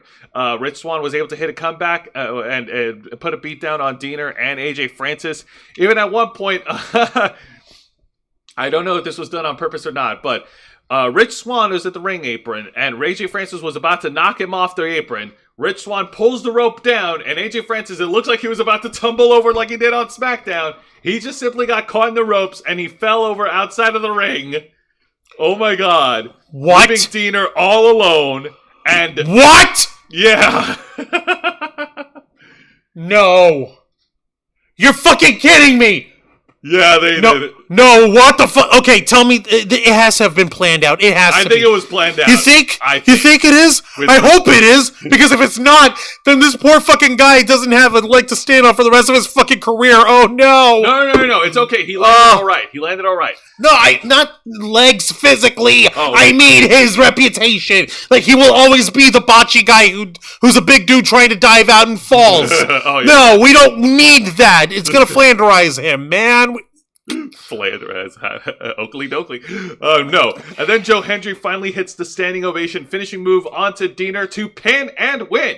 Your winners, Rich Swann and Joe Hendry. Because I believed in Joe Hendry. Yay! All right, that's not bad. I really hope that was staged. I really hope that was part of the match. I swear to God, if it wasn't, I don't know what I'm gonna do to this poor dude. Yeah, well, you know what? Time to let's up the excitement just a little bit more, Juancho, because now we're gonna get to the real good shit. Juan, Mm-hmm. How much do you like politics? Why? Do you like your politics in your wrestling? Maybe. Depends on the politics. Well, speaking of politics, we're about to have the Mustafa Ali X Division Championship inauguration ceremony. Inauguration ceremony. He's really going all out with this shit. Yes. Okay, question. Is his hair like sopping wet like it is when he's wrestling while he was in the suit? Or did he have his hair dried? Oh, he had it ponytail. Why doesn't he have it blown out? Why doesn't he have his hair like the fucking beautiful manly mane going on, man? I what don't the know. fuck? I don't know why. What the actual fuck? I don't know. It's so weird. Is he ashamed of how sexy his hair is? It's a weird choice. I say this as a heterosexual man. He's got incredibly good hair. Heterosexual man? I hate you. So Mustafa Ali gets on the mic and he goes full on politician mode and he says like, folks, we did it.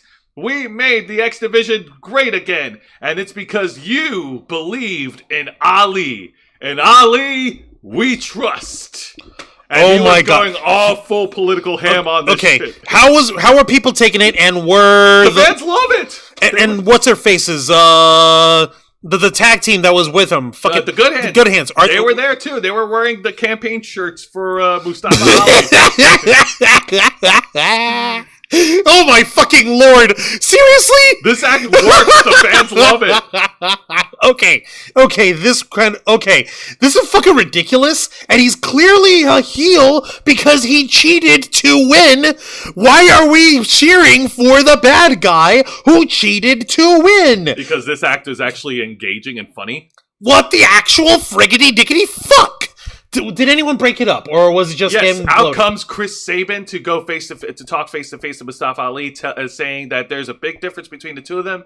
He has earned his way to the X Division title, whereas Mustafa Ali had to rely on paying people and hiring them to cheat for him. And the fans, they were not behind Chris Sabin. In fact, Mustafa Ali got on the mic and he cut a scathing, fired back at Chris Sabin, saying, "Hey, listen, a lot of people supported me, but nobody in TNA in No Surrender gave a damn about you." Oh, and what the fans the were hell? chanting, Ali, Ali, Ali. Ow! Yeah. What are we doing? Are they turning Chris Sabin heel? What's going on? I don't know. What but is this? This is so weird. I think the fans' support of Mustafa Ali might force TNA to turn Mustafa Ali face. Oh my god, this is so weird! It's so weird, What man. the That's what we fuck? thought AEW fans were bizarre. No, this is still like, okay, we wanted to get behind the campaignery of it all, and it's silly, and it would have been fine if he won it straight up. I wouldn't have an issue with that, but then he cheated by getting these Good Hands guys involved, so he's clearly a bad guy, but we're cheering for him anyway. This is bizarre. I don't know how to feel about I that. think it's just because Mustafa Ali is doing it so well. Mustafi's got the gift of gab. But my question here is fucking, what do you call it? What did Chris Sabin and him do after? Did they have a fight? Fought. Yeah, they has fight. They has fight. The Good Hands tried to put the beat hurting on Chris Sabin, and then out comes Alex Shelley, Kushida, and Kevin Knight to clear house and destroy the whole campaign. Okay. So now it looks like the Motor City, the Time Machine, is going to be feuding with Mustafa Ali for a while. And Mustafa's campaign Campaign manager, like his volunteer campaigners or whatever. I don't know. Yeah, it's so weird. All right, now let's get to the match that ended in what the fuck fashion, but led to something just as good.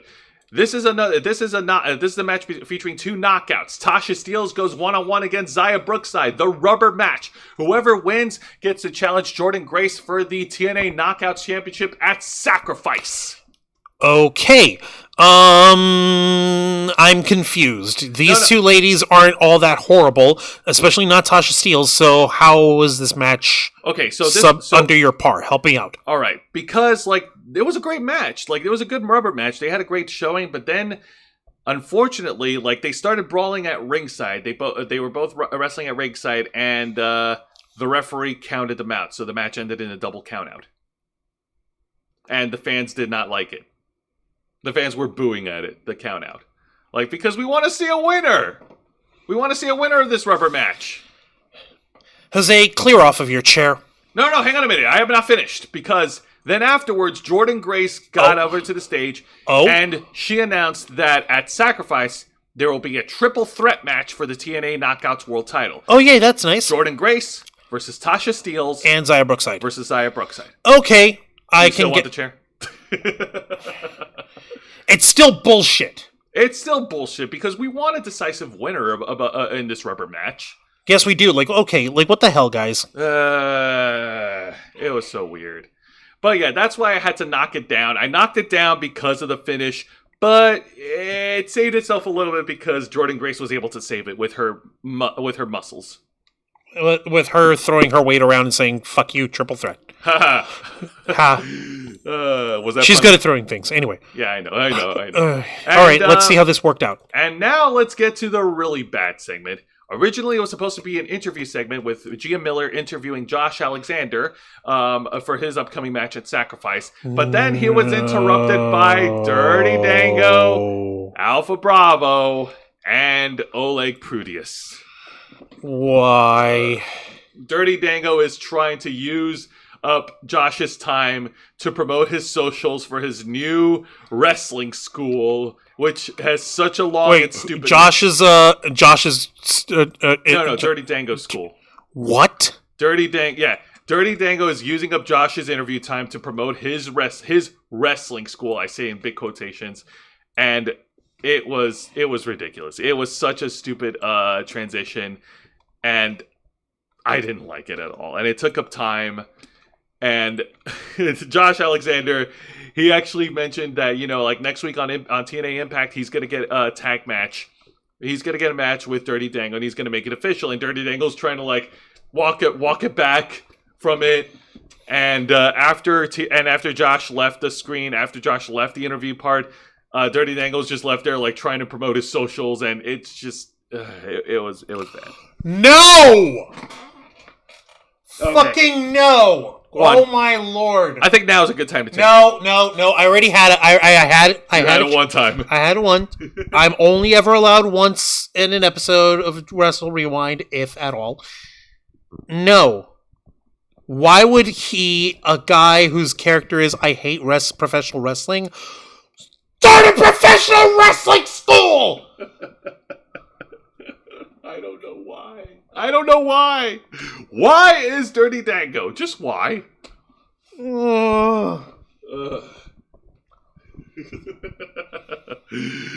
This is worse than what's his face's dungeon. Then I forgot his name already. Johnny Swinger's dungeon. Swinger's dungeon. Jesus. At least that was entertaining. At least that one I could get a few chuckles at. But this was nothing. Why? Fucking go away, dude. Thank you, Jordan. If he sent it in the chat, Jordan Grace turned this into a triple threat match. No one asked for. Who does she think she is? Charlotte Flair? Ha. I mean, it's not a bad idea. I guess she's got slim pickings when it comes to who's around in the Knockouts division to challenge her for now. So I don't know what to tell you there. All right. Well, let's go ahead and wash our hands of this Dirty Dango-ness, and let's go ahead and talk about the main event for this week's TNA Impact, and it is a 6-man tag team match, player. Holla, holla, holla, holla, holla, holla. Indeed. And it features the teams of The System, which features the TNA World Champion Moose, Brian Myers, and Eddie Edwards, going up against the team of Eric Young and the TNA World Tag Team Champions, the ABC Club. That would be Ace Austin and Chris Bay. Oh, yeah. Austin Bay Club. The Austin Bay Club. And ABC, yeah, exactly. And this was a fun tag match. Of course, the babyfaces started off with the early momentum, specifically the ABC Club, showing their unification, showing their chemistry as they take on Brian Myers and Eddie Edwards. And they even got a little bit of leverage over the world champion Moose. But then that damn Jezebel, Alicia Edwards, who was at ringside supporting the System, she got Jezebel! She got involved and swept Ace Austin from the leg with the referee's back turn, and that turned things around for the worse because now the System started working over Ace Austin, who absorbed all the 3-on-1 offense. You pigs! How dare you! I know, right? And but eventually, Ace Austin was able to fight away from the 3-on-1 advantage. He was able to get the tag on Eric Young, and Eric Young started lining up on all the members of the system, and everyone got their shit in. It was so cool. Ha! They got their shitting. All right, go ahead. Yeah, no. Eric Young got to brawl with Eddie Edwards. Ace Austin got to brawl with Brian Myers. They were all hitting their signature moves. Chris Bay got to square up against a Moose. Even at one point, Chris Bay was trying to go through, do a tope dive through the ropes. But then Moose caught him in powerbomb position, and then Moose powerbombed Chris Bay onto the edge of the ring apron. Like, he's just too damn big and tall. He's too shrunk. His numbers are too big. Why? You need more than one man to take down Moose. He's not this big, gigantic fucker for nothing. Good Lord, man. Why won't these people do anything? What is wrong with you? Why? And while everything is going... Yeah, no, and after some more back and forth action with every guy in the match hitting their signature spots, we finally get this really unique finish. All three members of the system hit their finishing move onto Chris Bay, like one-on-one, like simultaneously or whatever, and Moose was able to pick up the win for his team. Your winners, standing tall, the system. Fuck, once again, the system works. The system works. Fuck! And after weeks and weeks and weeks of the good guy standing tall, the show closes with the system celebrating in the ring. Damn, those wretched motherfuckers, how dare they? I know. Juan, ring that bell. Don't mind if I do. Wait, what happened? Oh, let me just do that one more time here. There we go. All right, so final thoughts. So this week's TNA Impact was definitely fun. Great opening match between Mike Bailey and Steve Macklin. Main event match of the 6-man tag was also pretty good. And everything else on the card was all right, save for the knockouts match between Xia Brookside and Tasha Steelz. I would have been satisfied if we had a definitive winner instead of ending it in a double countout just to have a triple threat match set up. But everything about the tag, I think the tag match with Joe Hendry involved, like, man. You cannot boo Joe Hendry. That guy is amazing. He is an incredible character. I love it. He's great at what he does. So good fallout from No Surrender. I can't wait to see what they do heading towards Sacrifice. Now, this week's edition of AEW Dynamite, the go home show before Revolution.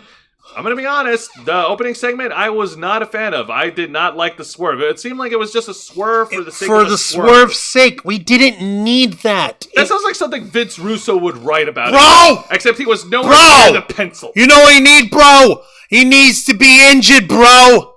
And he needs to come out, bro, and tell everybody how he's not going to be in the pay-per-view, bro. And then he's going to gimmick up this thing, bro. And then he's going to attack him anyway, bro. Yeah, bro! It was dumb. It was bro. And I invented Stone Cold, bro. And I've already voiced my disdain and my disappointment with Orange Cassidy being featured every single week on Dynamite when there's other wrestlers on the roster who could have benefited from a TV spot, but no, we have to push these guys. And all right, the women's match with Sky Blue and Chris Statlander, I got a huge pop out of. That was actually pretty fun. I enjoyed it a lot, and yeah, this whole wild goose chase for Sting was funny, and it's always nice to see Ric Flair getting hit in the nuts because, yeah, the Young Bucks did something right, even if it was planned. I don't care. And, of course, seeing Sting coming down from the rooftops made me feel like a kid again. Yay. Gotta love the Stinger. And we're gonna miss you, Stinger, man. Yeah. And, of course, this week's edition of NXT was also fun. I loved the Heritage Cup match between Charlie Dempsey and Noam Dar. I thought that was very well produced, and Charlie Dempsey definitely deserved the championship victory. The women's matches were fun, save for Gigi Dolan. I really feel like she's in a bit of a rut right now, losing anytime she's on TV, and this is not a good look for her. What the fuck are they doing with Gigi Dolan? Rather, what is it that Gigi has done that's such a transgression that they're booking her to lose all the time? Is it the fact that she's girlfriends to that one asshole? I don't know if it has anything to do with that. I don't know what's going on. This is not making any sense to me. Yeah, no, it makes zero fucking sense. I don't understand it. But everything else on NXT, where with Joe Gacy going up against Dijak and Tony D'Angelo being inserted into the NXT Championship picture, I like what they're doing, that they're setting things up for Roadblock next week. And I look forward to taking a look at the TV special, and I think it's going to be a lot of fun. Well, here's hoping. Like I said before, I will criticize when shit looks stupid. When it comes to WWE and AEW and TNA, like the fucking thing with Dirty Dango, it's fucking stupid. The shit with the young fucks, like what should want any of it? Pick one. Is fucking stupid. We deserve better. We deserve to have our professional wrestling make some fucking semblance of sense. Exactly. Makes it sense. Make it exciting. Make it make sense. Care. Please make it make sense. Now, on next week's edition of Wrestle Rewind, I will be reviewing the main event match of AEW's Revolution, and I will be reviewing the TV special of NXT Roadblock. So be prepared for that next Thursday night. And yeah, I don't have any announcements coming up in March. So Juancho, go ahead and plug us away, man. Okay, so that's it. All right, it. I guess we're done. All right, We're done. That was a little svelte, even though we went a little long. Real quick, just imagine Gigi Dolan versus Alicia Edwards. They can't both job here. Oh, Ow! Dick move there, Vicente. Thank you for that, dude. Oh God, what happened with this thing? Hang on a minute. I'm actually trying to finish up, but okay, I never fixed it. Okay, there we go. All right.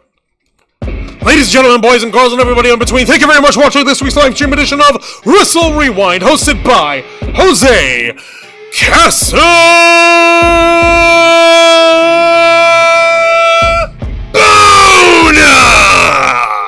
as he reviews for you the best and the worst of three of the most exciting professional wrestling programs in North America today: WWE's NXT, All Elite Wrestling's AEW Dynamite, and TNA Impact. Step into the ring every Thursday night at 10 p.m. Eastern Time, simulcasting on YouTube and Kick. Hit the subscribe and the follow button, ring the notification bell to stay up to date on all of our content. Become an interflocker by hitting the join button, and until next time, continue to follow us on Facebook.com/TheRavensFlock, Twitter.com/RavensFlock13, Instagram.com/TheRavensFlockOnline, Kick.com/TheRavensFlock, and of course, remember to hit the subscribe button and ring that tiny little notification bell right here on our flagship platform, YouTube.com/TheRavensFlock, humble home of the Black Files, Los Amigos Play, Wrestle Rewind, and The Ravensflock.